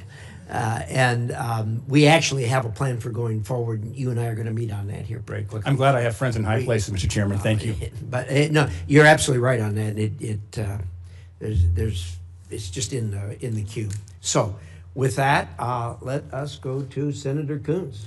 Thank you, Mr. Chairman, Ranking Member, Mr. Secretary, National Security Advisor. Good to see you again. I know from our service here together that you agree that China is the greatest national security threat that we face.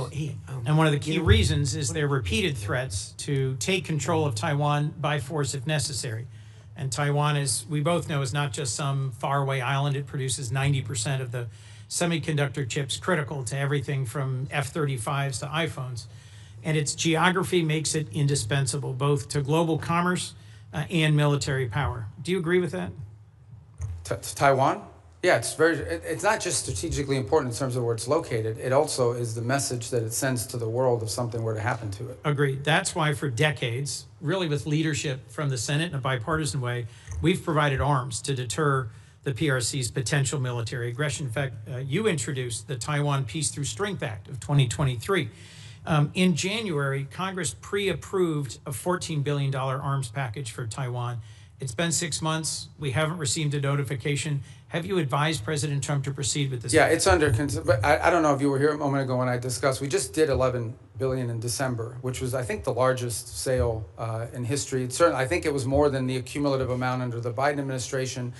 And I recall during 6 years of the Obama administration, there was zero gone to Taiwan. So some way you would argue that we're trying to make up ground. So why hold off on it now? Well, so the other 14 is being reviewed. It's under review. It hasn't been, I think it's been noticed, but it hasn't been reviewed. I mean, it hasn't been approved yet. So it's here's under my review under the concern. White House. Mr. Secretary, my concern is that President Trump has said publicly that arms sales to Taipei are a great negotiating chip with China.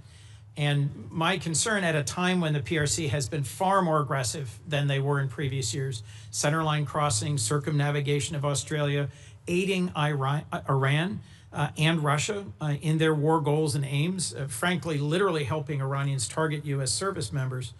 I respect the importance of our having an open negotiation and relationship with the PRC, but in the meetings you were in Beijing, did the president offer to condition arms sales to Taiwan in order to placate Xi Jinping? Well, look, I'm not going to discuss what was the president's words in a meeting, and suffice it to say that that specific question you just asked, that's not the context in which the president has raised this in the past.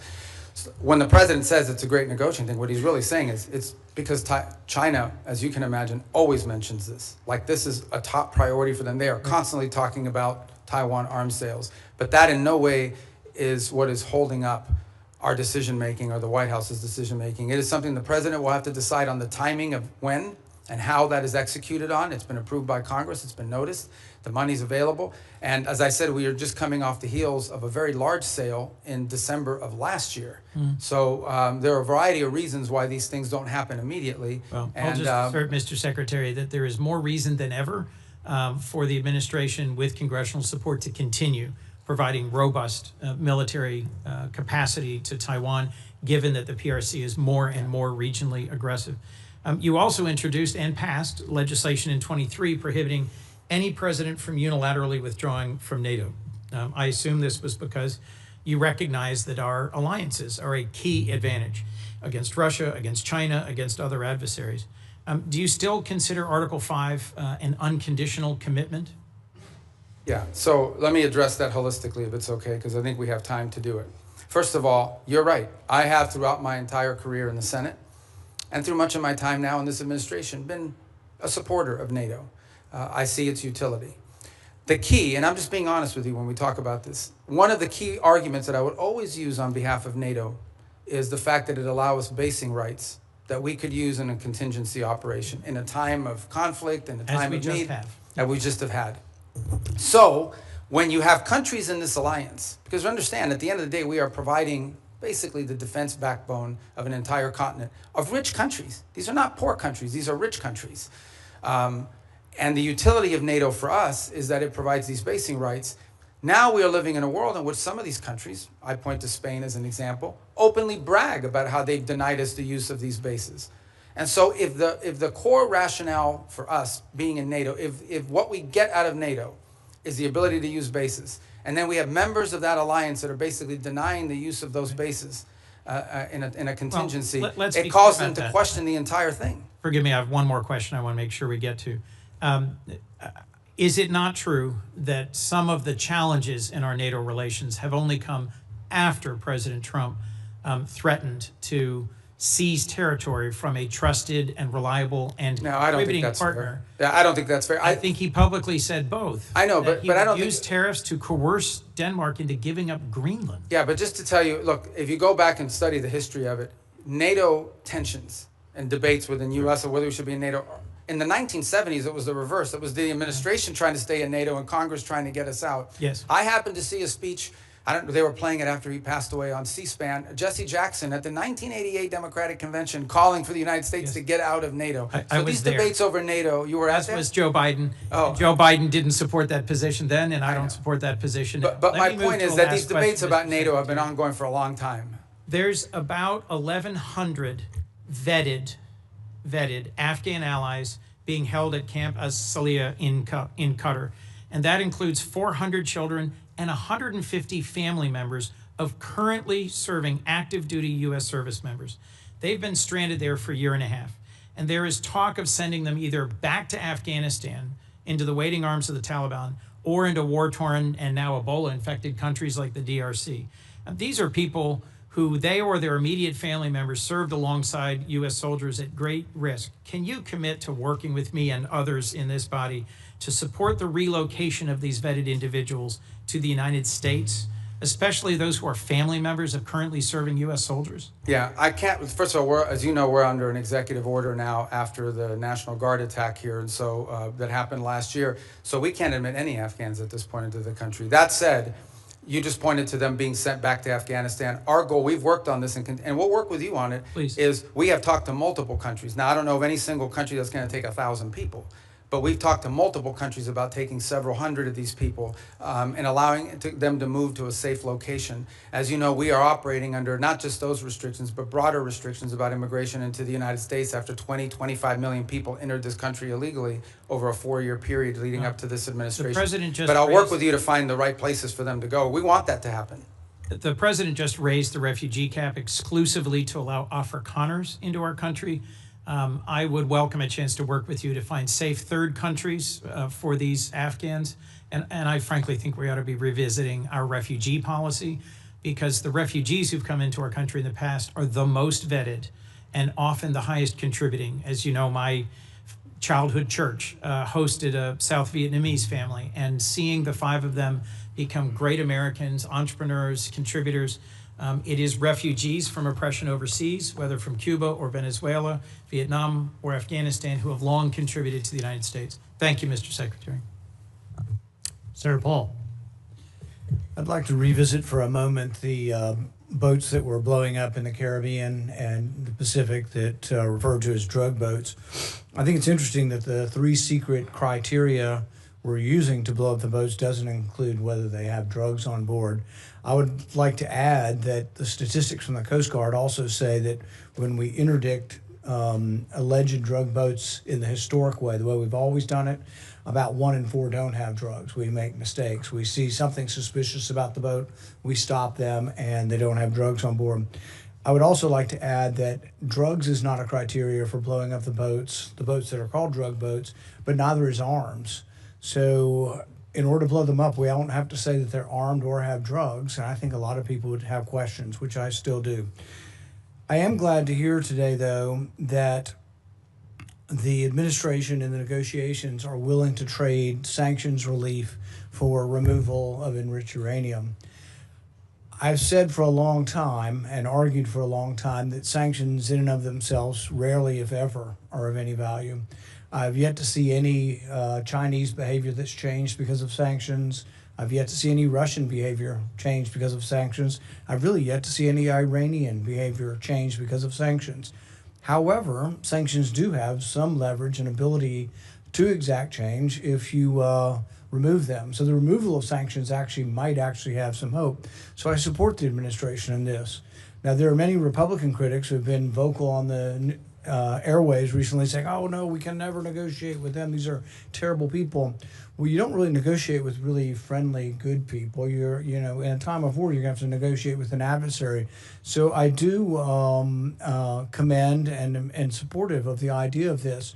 And the other thing is it's very verifiable. You don't have to wait for verification. You could say the trade sanctions end as soon as we get the 440 kilograms of enriched uranium. Now, it has to be dug, I guess, some of it from under a mountain of rubble, but at the same time be very verifiable.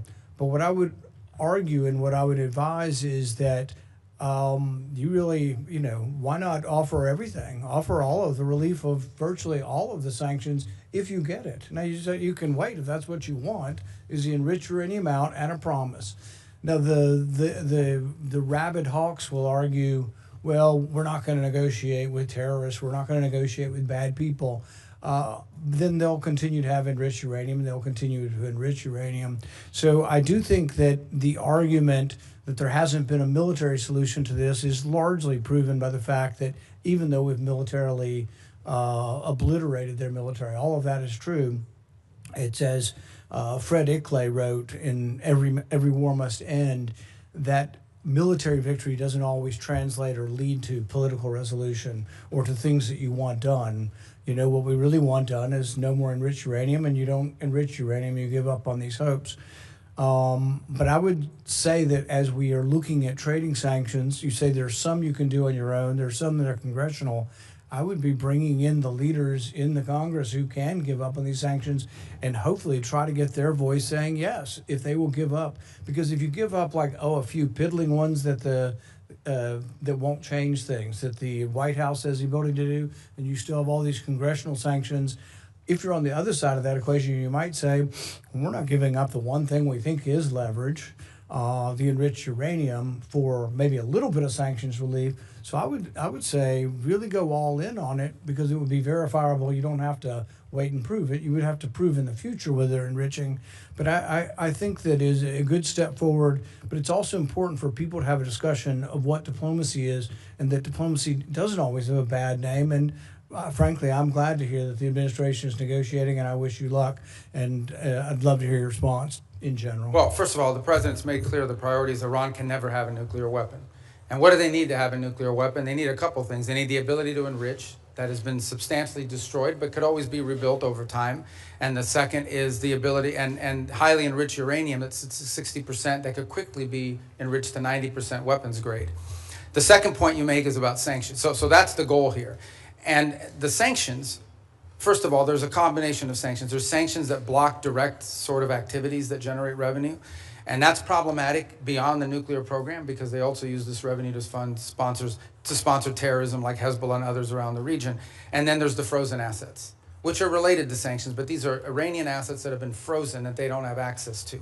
So what I would argue, and again, I don't want to get ahead of myself because we're not engaged in this conversation with them yet, but if you get into a situation in which the reason why there are sanctions are because of the nuclear program, and so if they comply with what we're demanding on the nuclear side of it, zero enrichment, get rid of the enriched uranium, they're complying with these things, then I think that's the place where the frozen assets could be discussed. The more they give, the more they would get. I think ultimately we will still face other challenges related to Iran separate from the nuclear program, like what they use their money on, which is to sponsor Hezbollah and to sponsor Hamas and to sponsor terrorism around the world. But on the nuclear question, which was the president's been focused on now, no nuclear weapon program, the sanctions that are directly related to the nuclear program, the more they give, theoretically, the more they should be willing to get. What they're not going to get it as a down payment. They're not going to get it as a signing bonus. And I would also point out that negotiations on nuclear matters are highly complex, highly technical. And so it will take some time to work through that, as is sanctions, by the way, highly technical and in many cases multifaceted. There are UN sanctions, there are US sanctions, there are US congressional sanctions. So there's a lot to unravel there. Is benefit from the idea of trading sanctions relief for activity. And if you don't ever trade them, if you just have them on the book, then I think they're of little value in changing behavior. Thank you. Senator Booker. Thank you very much. Mr. Secretary, you and I talked a lot about Africa, and I raised concerns about a lot of the cuts. We're seeing globally an increase in tuberculosis, an increase in malaria cases. We see a continued ongoing on the continent HIV crisis. And the United States has pulled back from a lot of its investments in those areas. Now with the crisis with Ebola, we see that the challenges that have been brought about as a result of our surveillance, early detection, and the like. So I'm just very concerned about what the administration's strategy is, because we're clearly seeing here that what goes on the continent of Africa directly affects our public health as well. Well, first of all, I don't agree with that assessment. I mean, first of all, it's not about cutting back. It's the response here is not just how much money you spend, it's what results you're going to get. Now, let's talk about Ebola for a second. Ebola, the outbreak in Ebola was in a war-torn, isolated rural area in the DRC. That's where that began. Since that time, our response has been very quick, very rapid. Well, so you're saying you did not cut early detection periods. I'm not talking I'm about saying that whatever you're pointing to as the cut is not the reason why there was an Ebola outbreak. I'm not connecting the two. I'm simply saying. Well, you are connecting them. You said that our cuts... Senator Rubio, I'm not trying to get in an argument with you. I would really like to actually have my questions answered. So very quickly, we cut early detection when it comes to infectious diseases on the continent. Factually, this is not an opinion. We made those cuts. We cut early warning systems on the continent. It had nothing to do with the Ebola outbreak. So I don't need to tell you, Secretary Rubio, that we're living in a place where an infectious disease crisis anywhere is a threat to public health everywhere. The United States has made major reductions in these areas that have put us more at risk.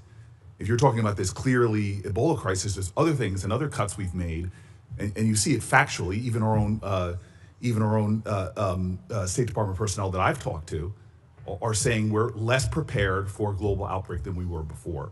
And my worry is, specifically in a budget hearing, is this budget makes even deeper cuts into the kind of things that could prevent the next outbreak, or, as we've seen unfortunately with COVID, have us more prepared. Yeah, I don't agree with that assessment. I don't know who told you that at the State Department. So just let's as an move example, on. My time is limited. I know, but that's an important question. I don't want to eat up your time, but I need to answer that because I just don't agree with that. Mr. Secretary, you can't even agree on the facts. Because that's not accurate. I mean, again, you look at what we've entered into with these It's countries. not accurate that we cut early detection.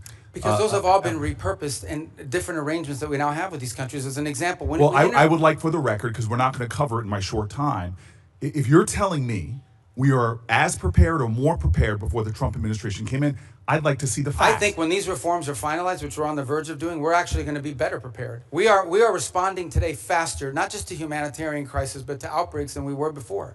We are responding in some cases within 72 hours, are able to move funds to task, which you weren't able to do in the old system. And we're also building the capacity Mr. Secretary, of nation states through these compacts. may I please reclaim my time to shift gears?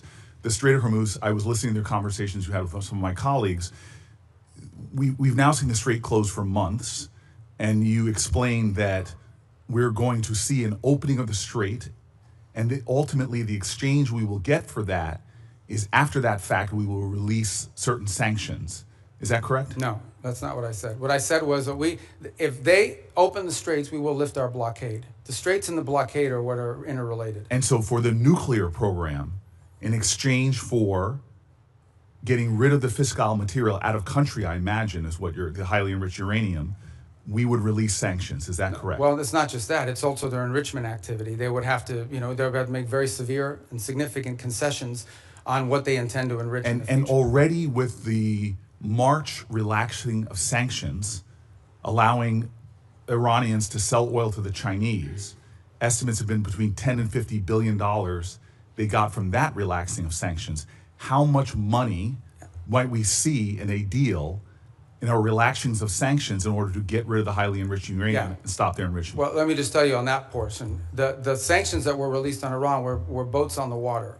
And so that oil was already out in the marketplace. It was sold at market rates, but the sanctions covered, and to the extent we've been able to enforce them, we have the revenues of those sales. So yeah, the Iranian oil was unsanctioned so that it could be sold, but the revenue would have to flow back to blocked accounts, which our sanctions were able to go after. We've also seized, I believe, 6 vessels in the Indo-Pacific that involved Iranian sanctioned oil on top of it. So that wasn't necessarily a trade. They didn't get $50 billion directly as a result of, they might have gotten some of it. They certainly didn't get the majority of it. They are now losing hundreds of millions of dollars a day in revenue because of the blockade. And the blockade exists because of what they're doing in the Straits. Right, and I guess the conclusion I have, and my time's expired, is that the Strait of Hormuz was open before this unjustified war. We're now scrambling to try to find a way to get it back opened again.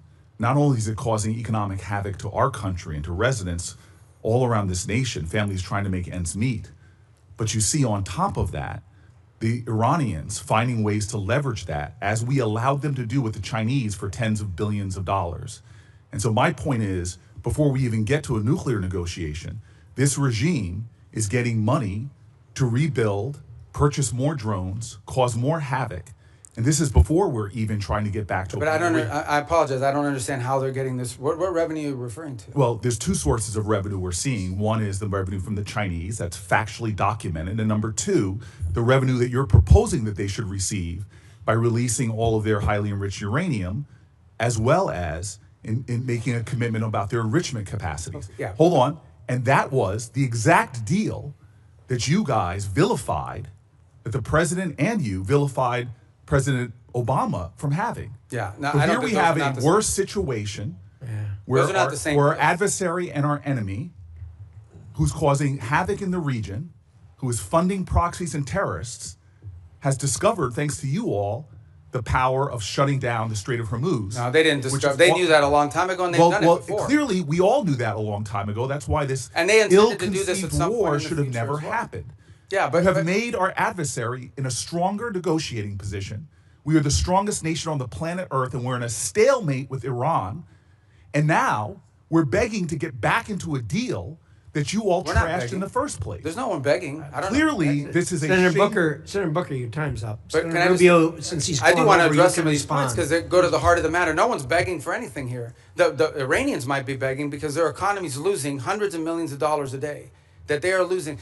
Understand, Iran had street protests going on before all of this started. All of those factors, economic factors in Iran, are far worse today than they were 6 months ago when those protests were happening. They have hyperinflation. Their currency's completely devalued. They're struggling to make payroll for their government workers. Iran is in a very serious situation. And if it was up to the political class there, and I understand everybody there is sort of radical in some way, but if it was up to the people that actually like go to elections and wear the suits and you see on TV, they'd probably make a deal tomorrow. It's the issue they're facing is that the supreme leader and the IRGC Corps are a little bit more immune from those pressures until they can be convinced otherwise. And I think that's the direction that they're moving in, because the reality, I don't know where you're getting this perception that Iran is stronger. Iran has no navy left. They've lost a substantial percentage of their defense industrial base. That Iran has lost a substantial percentage of their missile launchers, and their economy is far worse today, and I mean far worse today, than it was 6 to 9 months ago. And they are looking at hundreds of billions of dollars of reconstruction costs just to get to where they were 6 months Mr. Rubio, you keep telling us how we're winning this war. The president keeps saying, well, the war's over completely now. annihilated. The war is not over. And yet the American people see how we're losing at the pump and with their costs, and yet this thing still hasn't been resolved. Every day he tweets out, oh, we've obliterated them, we've annihilated them, they're going to surrender. But yet we still find ourselves spending billions of dollars a week Senator on Booker, war abroad. you've gone way over. And It would be nice if we had hearings where people Thank had to you, be held Senator accountable. Booker. Senator Scott. All right. Secretary Rubio. So, first off, do you think it's important to Americans that the Iranian regime doesn't have nuclear weapons and ability to destroy? I think it's important to the world. Yeah. The whole world. I mean, this question about the Straits is a great example. Imagine, the Straits gives them leverage. Imagine what nuclear weapons would give them leverage to do.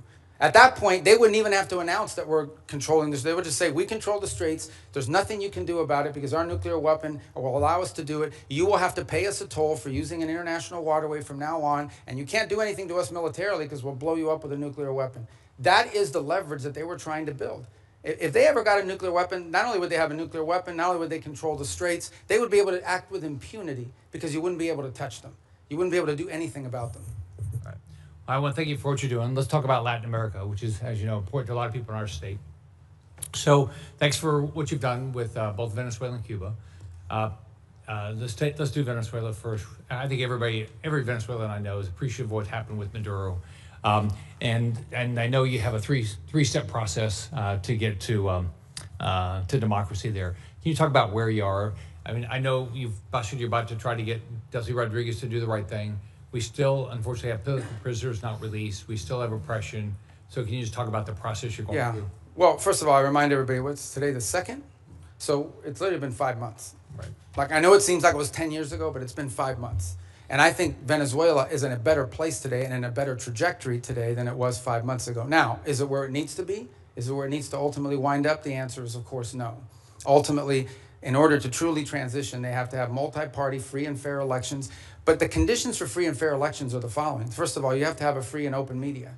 And while you've seen independent journalists are now, for the first time, activated again, that has to exist. Political parties have to be given the space and time to organize. The National Electoral Council has to be reformed so that it has members in it that will actually accurately count the vote. You have to have certain conditions in place. I'm not telling you that's 5 years from now, but it's been 5 months, so I want to be relative to that. Here's what I can tell you. For the first time, certainly, since whenever, in the pre-Chavez era, maybe ever, and certainly since the post-Chavez era, the oil wealth of the country is not being stolen. The oil wealth of the country is going directly to pay government workers, buy medical equipment, audited by KPMG. That's a significant advance. That's not a permanent situation, but that's a very valuable one today. You have seen reforms. You have seen, for example, the infamous prison, El Acoide, has been closed. You still have about 400 and something, what we determined to believe to be political prisoners, but you've had many others that have been released, including many high-profile ones. You've seen a systemic reform in individuals involved in their government, replaced by new people. Some we don't know well, others we know a little bit about, but certainly better than the people whose place they took before. You've seen a level of cooperation on a couple of topics that I actually can't even discuss in a setting like this, but be more than happy to talk to you about, any of you about, in the appropriate setting. And I think that's been a positive. By the way, you've seen the retrieval. The United States, with the full cooperation of the Venezuelans, went in and retrieved highly enriched uranium. They had highly enriched uranium in their country because of an old reactor program, not because of nuclear weapons or anything, and they wanted it out of their country. And we were able to go in and actually retrieve it along with the UK mission that went in with us and get it. We have a functioning embassy, and we have direct flights for the first time. Venezuelans are now able to go back, not just visit relatives, but begin to engage in the economic life of the country. All of that is to say, it's been 5 months. There is a lot more to go. This is not the direction we want Venezuela to be. But what I will say is that the Venezuela that's there now, under the interim authorities, does not pose the threat to the United States that it posed 5 months ago, when it was an open base of operation for Iranian operatives, for Cuban intelligence, and for others who used it as a base of operation against the national interest. But we have a lot of work to do. We are nowhere near where we want to get to there. Can you give the same thing about Cuba? I mean, Cuba's a very different thing, yeah. Right? I think the misnomer about Cuba, or the misunderstanding about Cuba's actually not controlled by the government. Cuba's controlled by a military holding company named Gaesa. And Gaesa virtually owns anything. They own the tourist sector, they own mining, they own the gas stations, they own everything. They generate about 70% of Cuba's GDP is under the control of this military company. And they're sitting on between $14 and $17 billion in assets. So you have people literally starving, people literally like power grid that hasn't been maintained in 10 years. And yet you have this holding military company sitting on these assets. And by the way, not a penny of the money in the military holding company translates over to the public treasury. So the fundamental challenge we have here is that Cuba needs to be, in order for it not to continue to be a failed state, which poses a threat to the United States, they need systemic and serious reform. They need to have economic reforms. And the question is, can they possibly reform given the people who are currently in charge, both of Gaesa and of their government? And I think the answer is they can. I really don't believe this system is capable of reform unless new people take over or a new mindset takes hold. Now, we've engaged in conversations with them. We've offered them what I think needs to happen in order for their economy to recover. And that's the last point I would make, because I think somebody raised this issue of oil blockade. Cuba was having blackouts well before January 3rd of this year. They were having blackouts for years. And they were having blackouts for two reasons. Number one, No one will give you free oil except Maduro. That's what's changed here. What's changed here is they're no longer getting free oil from Venezuela. And number two, the main reason why they have energy blackouts is because they didn't invest a single dollar back into their plants, back into improving their plants. And they could have bought this equipment from any company in the world, but they didn't invest in it. Instead, they invested it to build tourist hotels that now sit empty because there's no tourism into Cuba. So Cuba's a little bit more complicated than Venezuela, but it's a mess. Thanks for what you're doing. Thank you, Mr. Chairman. Secretary Rubio, I trust you're familiar with then CENTCOM Commander and future Secretary of Defense Jim Mathis's famous quote about the importance of funding our foreign policy apparatus. In 2013, in response to a question from the now chairman of SASC, General Mattis pointed out that if you don't find, and I quote him, if you don't fund the State Department fully, then I need to buy more ammunition ultimately, end quote. Unfortunately, despite his service in the first Trump administration, the second time around, you seem to have taken the message as a blueprint rather than as a warning. The budget that you're presenting today cuts the State Department by about a third, after you previously tried to enact steep cuts and eliminations last year, many of which were already rebuked by Congress on a bipartisan basis. Time and again, this administration uses our military as a first tool of choice, manufacturing new crises and new conflicts that worsen the situation for folks abroad as well as for American people back here at home. And now you're here to justify a budget request that further undermines our diplomatic apparatus, the tools and professionals that are critical for not only preventing crises before they begin, but those who will be responsible for negotiating our way out of Trump's war of choice in Iran and whatever other nightmares he dreams up with. So based on how this administration has conducted itself for the last year, our adversaries are learning that the United States is not a reliable negotiator. They're learning that we will quickly turn to using force before working to alleviate crisis points and prevent war. I'm very concerned that in turn increases the risk of our adversaries jumping to use force first, increasing risk to American citizens and American interests around the world. We saw that instinct for the military option in the Caribbean and in Venezuela. And now we're seeing threats of it in Cuba while we're still engaged in the Middle East, where President Trump is blowing a shocking amount of money and failing to uphold his solemn duty to put our service members at risk only for the most serious and imminent national security threats to American people. Mr. Secretary, you also wear the hat of a national security advisor. So with both that hat and as Secretary of State, do you agree that this administration has spent more on Trump's war in Iran than you are requesting today for this entire State Department budget request? Yeah, I can't speak to the Department of War. Would have to speak to you about the money and what they calculate are the costs. I can't give you an accurate answer on that because that's not the thing that I look at. I would think you would have some insight because you are on national security. Well, I've seen the testimony that Secretary Hegseth and others have conducted in front of their oversight committees, but I just can't. I don't want to give you an answer that's not accurate. Okay. So. Well, this week, let me put out some numbers that I have. This week, the cost of President Trump's illegal war of choice against Iran are likely to balloon past $35 billion by the rate from DOD's own May calculations, and surpass your FY 2027 budget request of $35.1 billion for the State Department and related programs.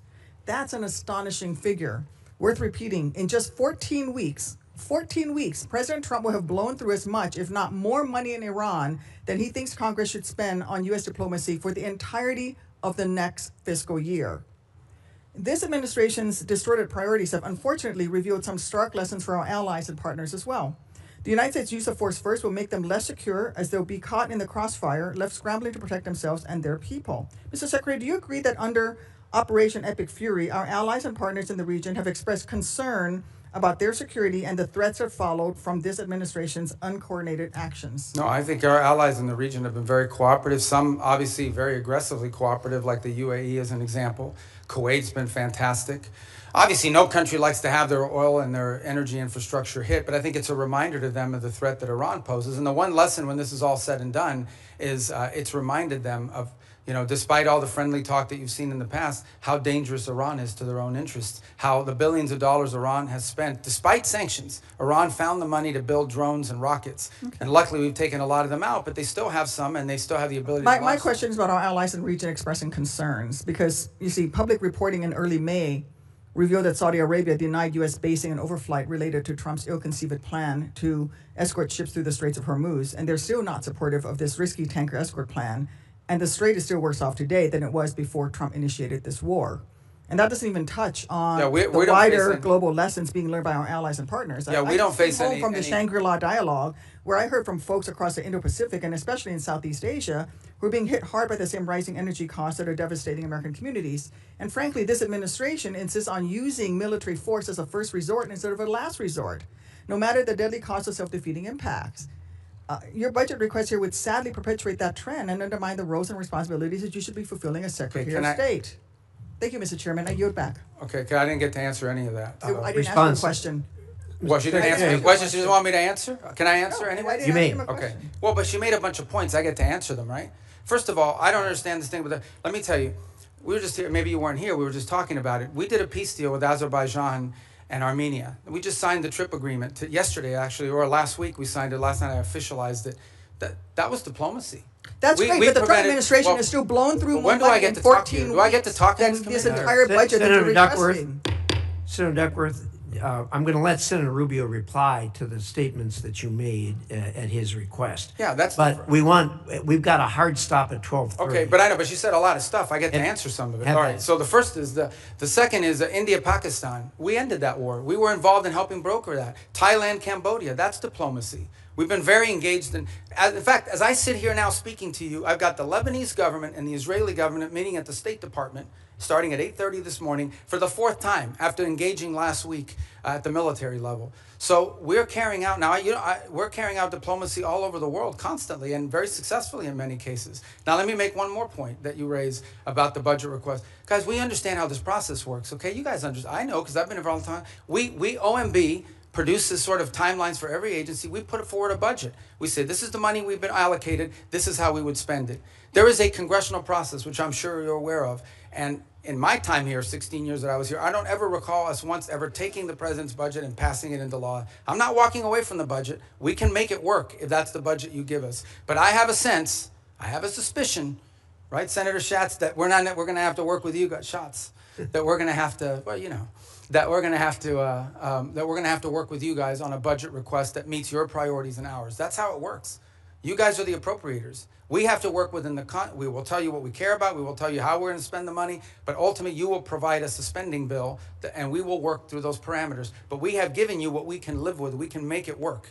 But if you want to, you know, if you're obviously going to have changes here in the Congress. But this stuff about diplomacy and the money spent on the war, diplomacy's always cost less money. We don't buy missiles. We don't buy rockets. We don't buy large airplanes and aircraft carriers. But we've been very effective. And I can give you list after list of places where we have had an impact in either de-escalating crisis before it started or ending active wars. And I'm very proud of the work that we've done in that regard. Some of which haven't even been publicly discussed in some cases because they weren't high profile. And my last point.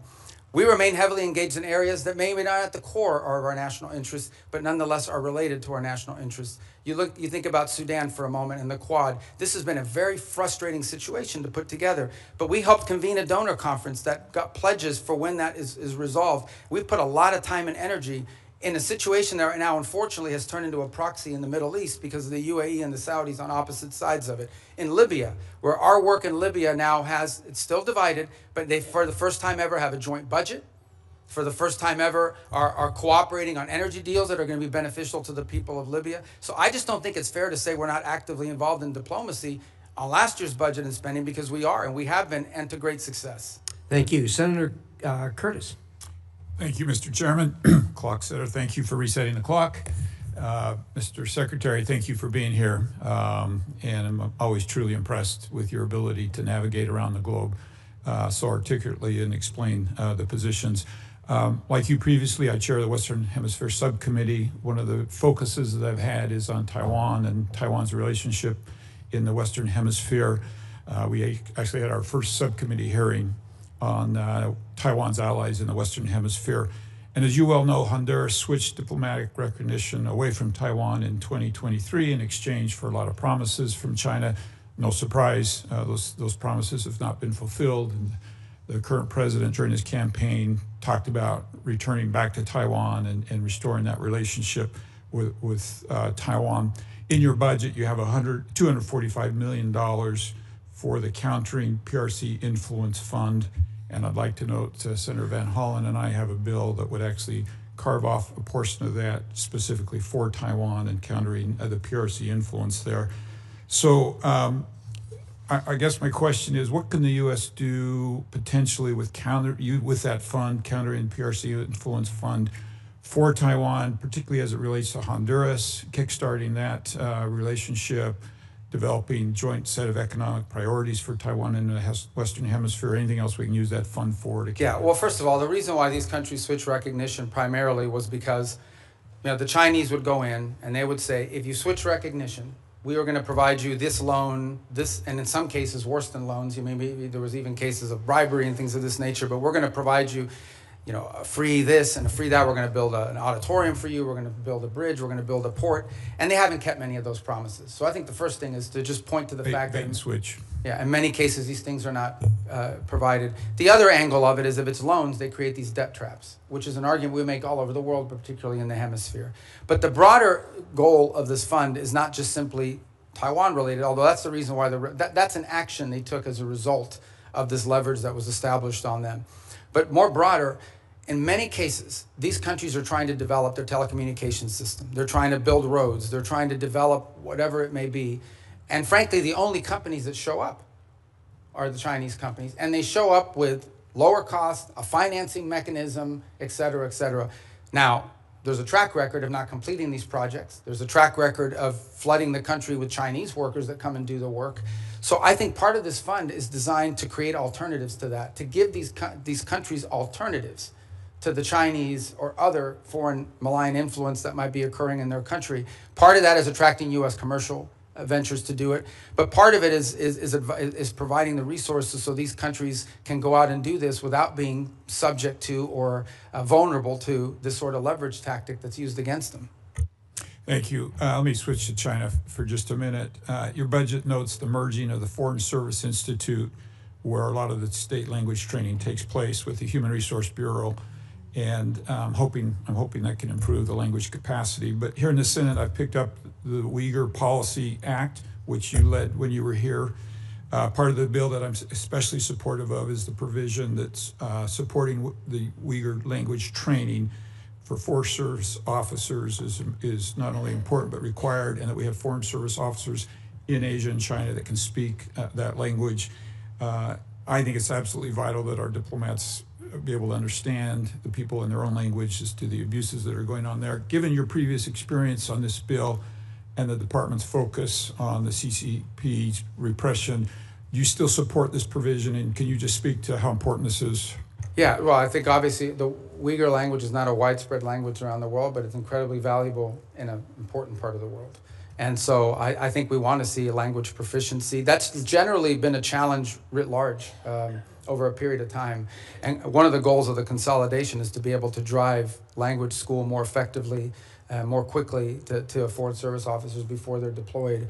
Obviously, proficiency in certain languages are very difficult. They take longer periods. Some languages are harder to learn than others, especially if the base of the language is, like, just to give an example, it's easy to learn Italian if you speak Spanish. It's much harder to learn Mandarin, and or the Uyghur language for that matter. So, but language is a priority for us.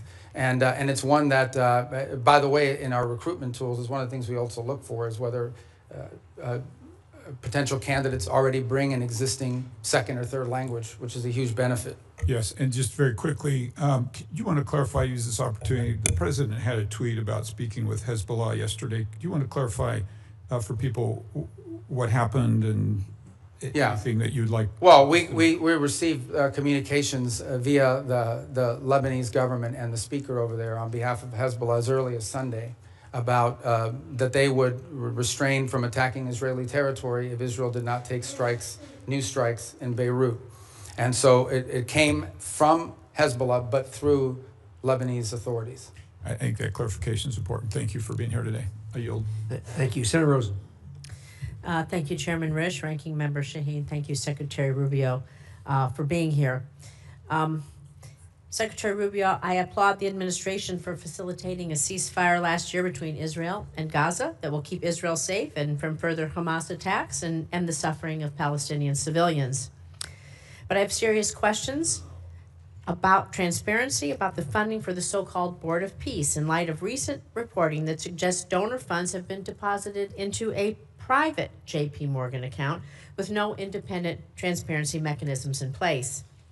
As a member of the Board of Peace, Executive Board, and Secretary of State, you should be in a position to provide us with some answers. And you, as a former senator, know our role here, trying to get answers. And my team's been asking for a contact with the Board of Peace for several months just to do our due diligence, but we've received no response. Can you tell me exactly who my team should be reaching out to, please? Well, I can now because the Board of Peace has finally hired some staff. It's going to be a very lean operation. They're working out of the Institute of Peace Building. So for some period of time, they really were not. It was just a very lean operation. So do you have a name for my? I do. I just don't have it on me, but I will get That's that to fine. you. We will. But they've. I think they just hired staff like in the last two weeks. We will follow up with you. Thank you. I have a few other questions. Can you tell me how much money is in the World Bank administered Board of Peace Fund? Do you have a? Don't have the answer because there's not U.S. dollars that have flowed. These are donor funds. So can you tell me how much money is in the J.P. Morgan account? Yeah, but again, those are not U.S. government accounts. Those are Who has oversight? Well, that's the key here. That ultimately the oversight over the funds of the Board of Peace will be done, and especially when it comes to U.S. dollars, will be done by you in Congress. We have not committed those funds there yet, although we've made a pledge until they've stood up the Board of Peace administratively. Congress will have oversight ability. Thank well, you. on the U.S. dollars. On the U.S. dollars. Can the money in the J.P. Morgan account be used to compensate the president or his family or anyone directly? No one's talking about the doing president? That. And you said you just hired some folks and it's going to be lean. About how many full-time personnel do you expect? I think they ultimately want to get up to 15 or 20 full-time. I think they've started at 5, and if so I'm not mistaken. I could be wrong, but those are the numbers I recall. So is the $50 million in U.S. taxpayer money that your department wants to give to the Board of Peace, is that going to be used to cover this? But I think that $50 million was reversed. We ended up not doing that as a result of the way it was constructed. The Board of Peace is now built out as an international, non-governmental organization. We will follow up with you on that once you give us a contact after this. Thank you. So, Secretary Rubio, during your confirmation and budget hearings last year, you committed to me you would support women and girls programming at the State Department. But under your leadership, you've terminated dozens of awards supporting women and girls. You shuttered the Office of Global Women's Issues, GWE. You fired the entire staff. You said repeatedly that regional bureaus will now be responsible for programs to support women and girls, but my staff has asked every single regional bureau if they have a plan to do this, and not a single bureau can provide me with an answer. And so, Secretary Rubio, I'm just so disappointed. I want to believe that you didn't lie to us, lie to me, and so I want to give you an opportunity to explain how women's issues have been integrated into the I don't know. bureaus. Do we have an outline? I don't know who's telling you that at the regional bureaus, because that's not accurate.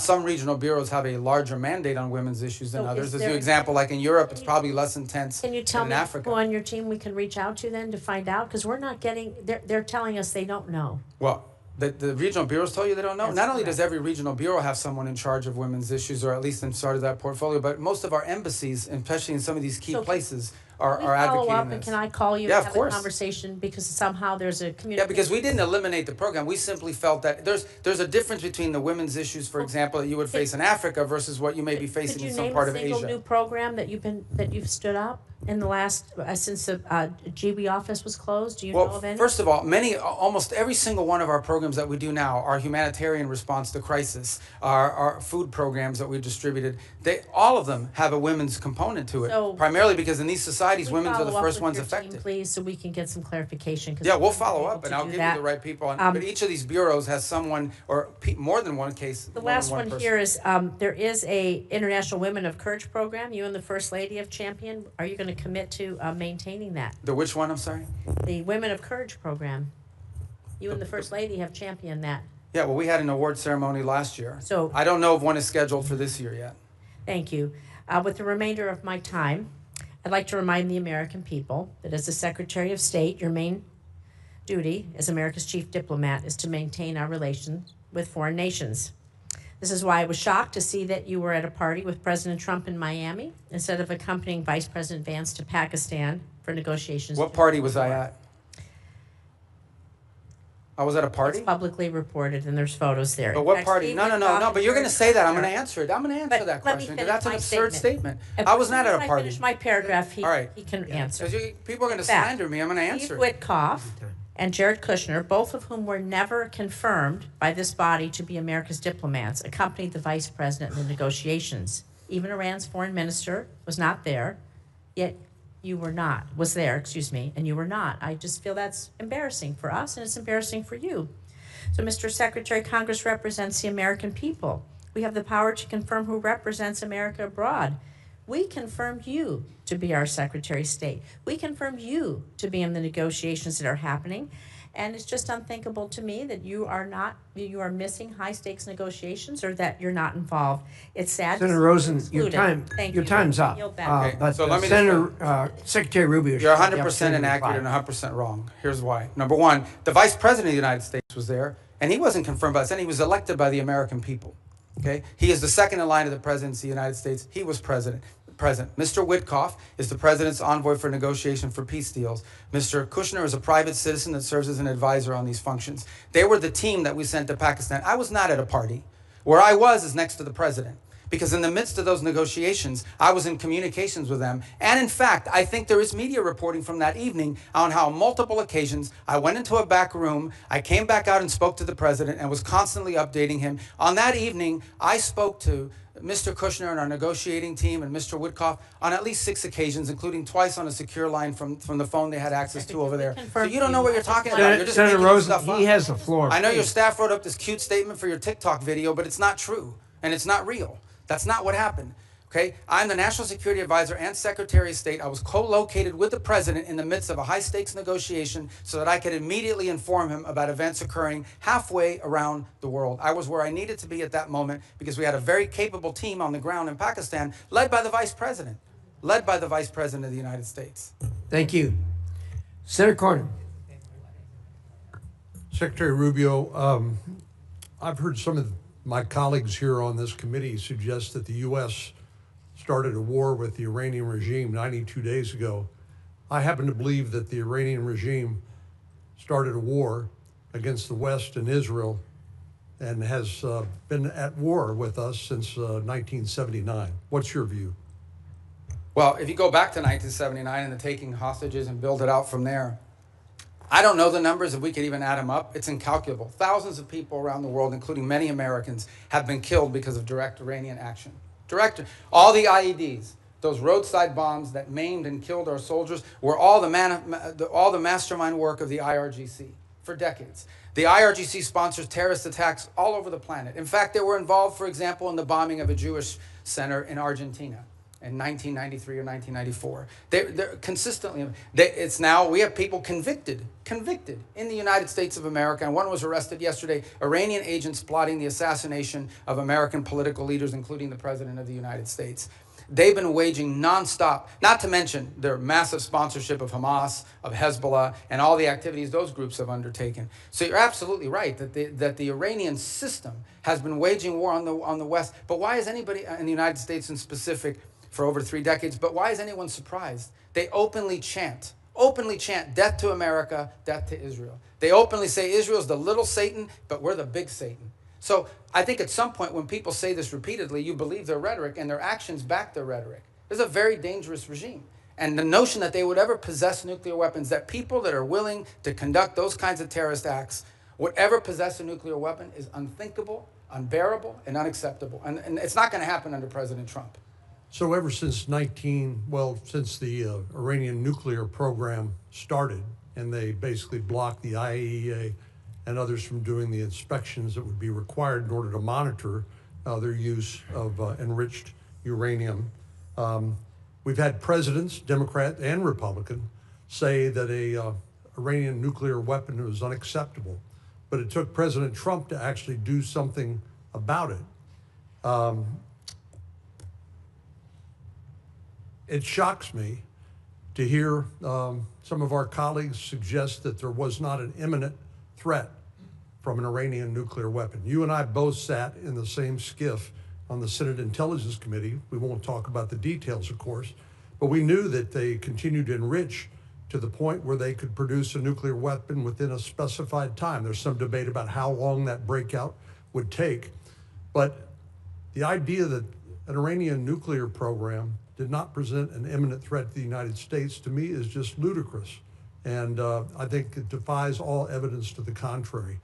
But do you think if they had acquired a nuclear weapon, that would change the ability of the United States and our allies like Israel to deal with this nuclear-armed Iran? I think if Iran ever acquired a nuclear weapon, they could very well use it because given the theological nature of their decision-making. But just as problematic is they would have immunity. At that point, your options on what you could do about them would be quite limited, and their ability to hold the world hostage. They'd be like North Korea, for example. They'd be North Korea, but worse. They'd be better funded. They would at that point decide that they own the Straits of Hormuz forever, and everyone has to pay them a toll. And nuclear weapons, you can't do anything about it.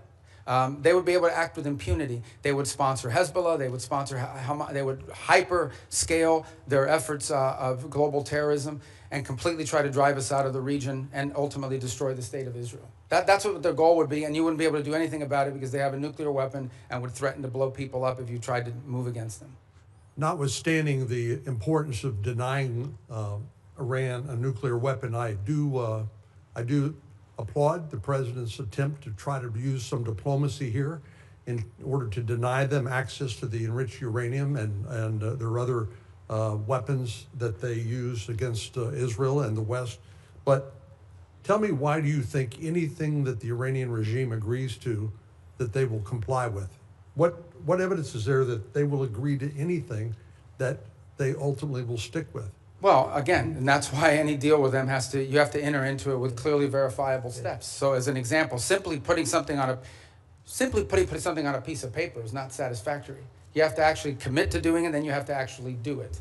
And so that's our view of it. Our view of it is that any concessions that are made, and I don't even call them concessions per se, but any arrangements that are made with Iran have to come after not just they agree to certain things, but they actually do certain things. And let's be clear about this, because I don't think this is talked about enough. If what Iran wants is nuclear energy for their country, there are mechanisms to do it. There are countries all over the world that have nuclear energy, but they don't enrich. They certainly don't enrich the 60%. They don't do it hidden in a mountain deep buried underground somewhere. If what they want is nuclear energy, they can have it. There are mechanisms for them. The problem with Iran is not that they want nuclear energy. The problem with Iran is that everything they do is consistent with the activities of a nation that seeks to develop a nuclear weapons capability. Thank you, Senator. Senator Schatz. Thank you, Chairman. Secretary, thank you for being here. Tomorrow, I'm going to have you in the Appropriations Committee, and we'll walk the list that we talked about a couple of weeks ago on a conference call, so I won't cover that. I want you to sort of answer the China watchers who saw that visit to China and saw that NVIDIA is now going to sell H200s. I understand that's not our highest technology, but it's better than what China has, and that's why people are worried. And that, I mean, it's pretty plain that the president violated one of the 6 assurances. I understand that the ambassador and you and others have sort of followed up to kind of smooth the edges, but I mean, it's pretty clear. He says, we discussed arms sales in great detail. It depends on China. It's a very good negotiating chip for us. So what do you say to China watchers who say they got some pretty good deliverables and we didn't get much? I don't see the trip. There were some deliverables, you know, the purchase of additional Boeing aircraft, which of course is beneficial to the Chinese as well, but helps our company, some of the agricultural concessions.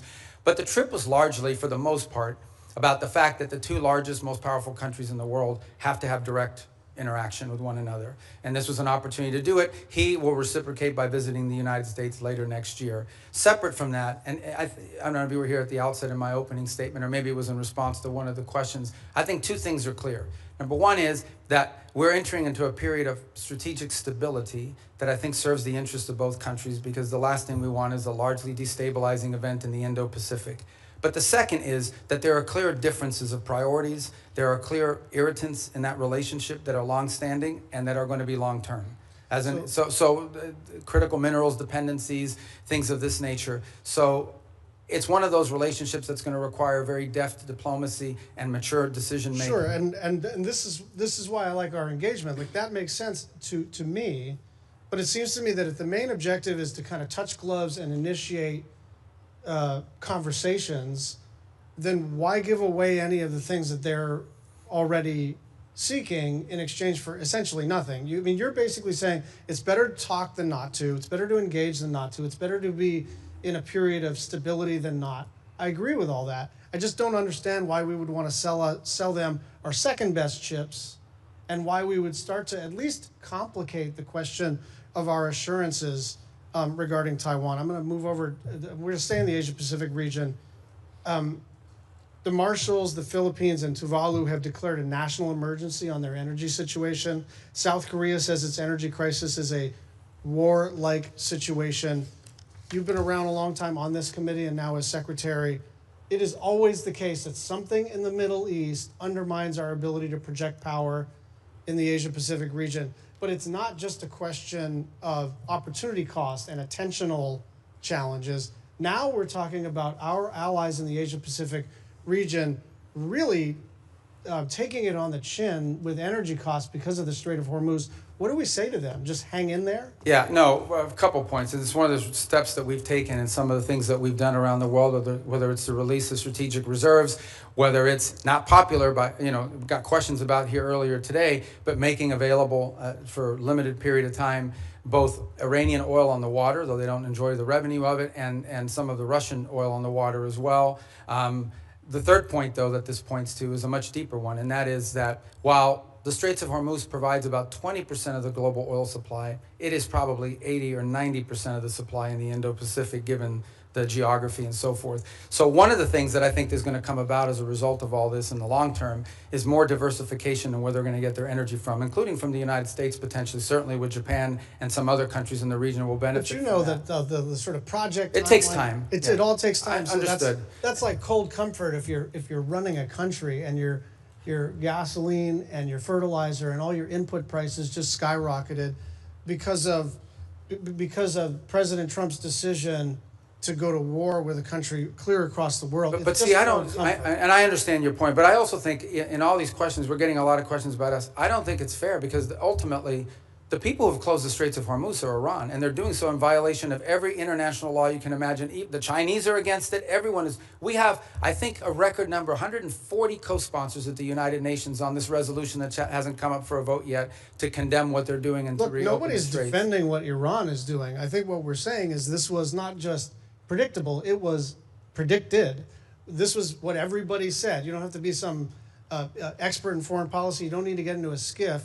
You could literally put this into an LLM and say, what'll happen if we take kinetic action against Iran? And the first thing that would pop out is, well, they'll probably close the Strait of Hormuz. So it's really shocking to me the degree to which this administration expresses shock that the thing that everybody said was going to happen ended up happening. But here's the point I would make on that, in that the reverse of that is, so that the alternative is to say, well, then we have to go ahead and let Iran develop a nuclear weapon or they'll close the Straits of Hormuz.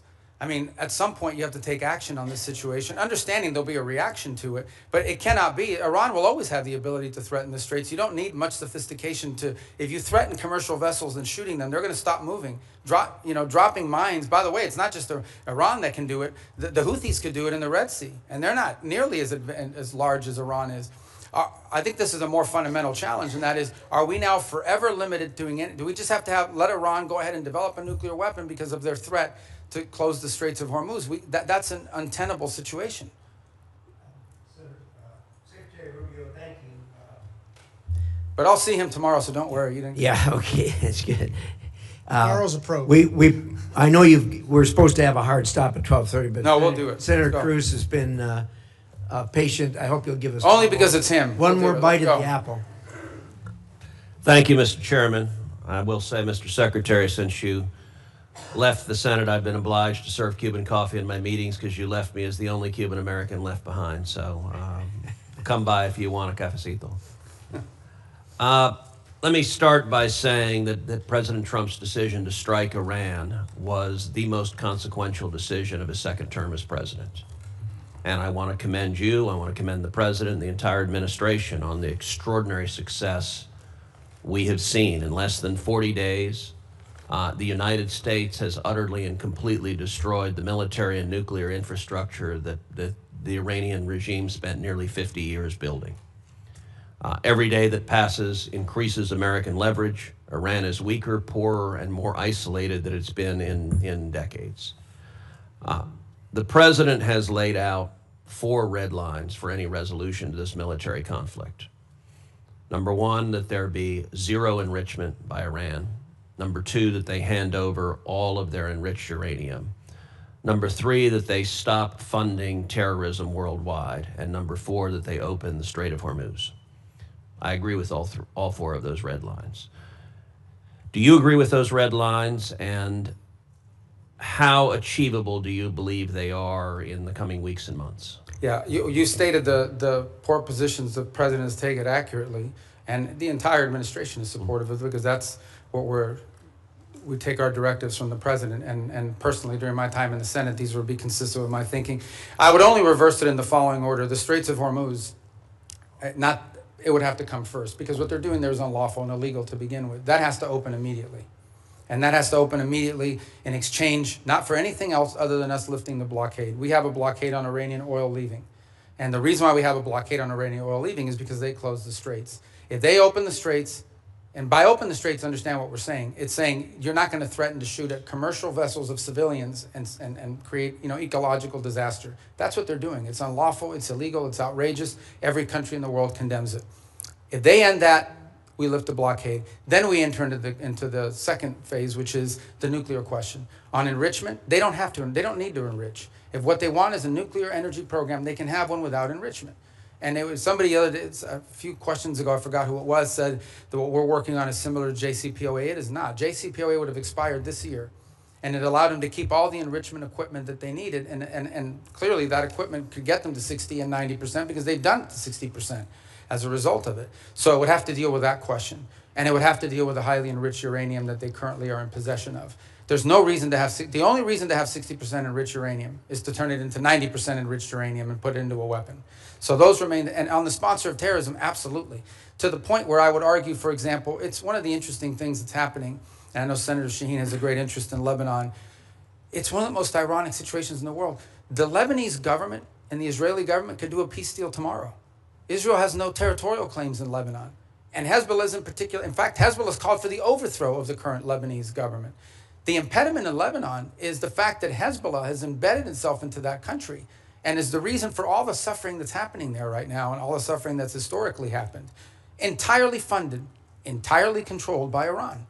There is no Hezbollah without Iran. There is no Hezbollah without Iran. I mean, there might be a political movement with ideology, but they don't have a bunch of rockets. They don't have a bunch of weapons without Iran. They are a complete, total proxy of Iran, and that's the kind of activity that needs to be... I want to come back to Hezbollah in a moment, just focusing for a second on Iran itself.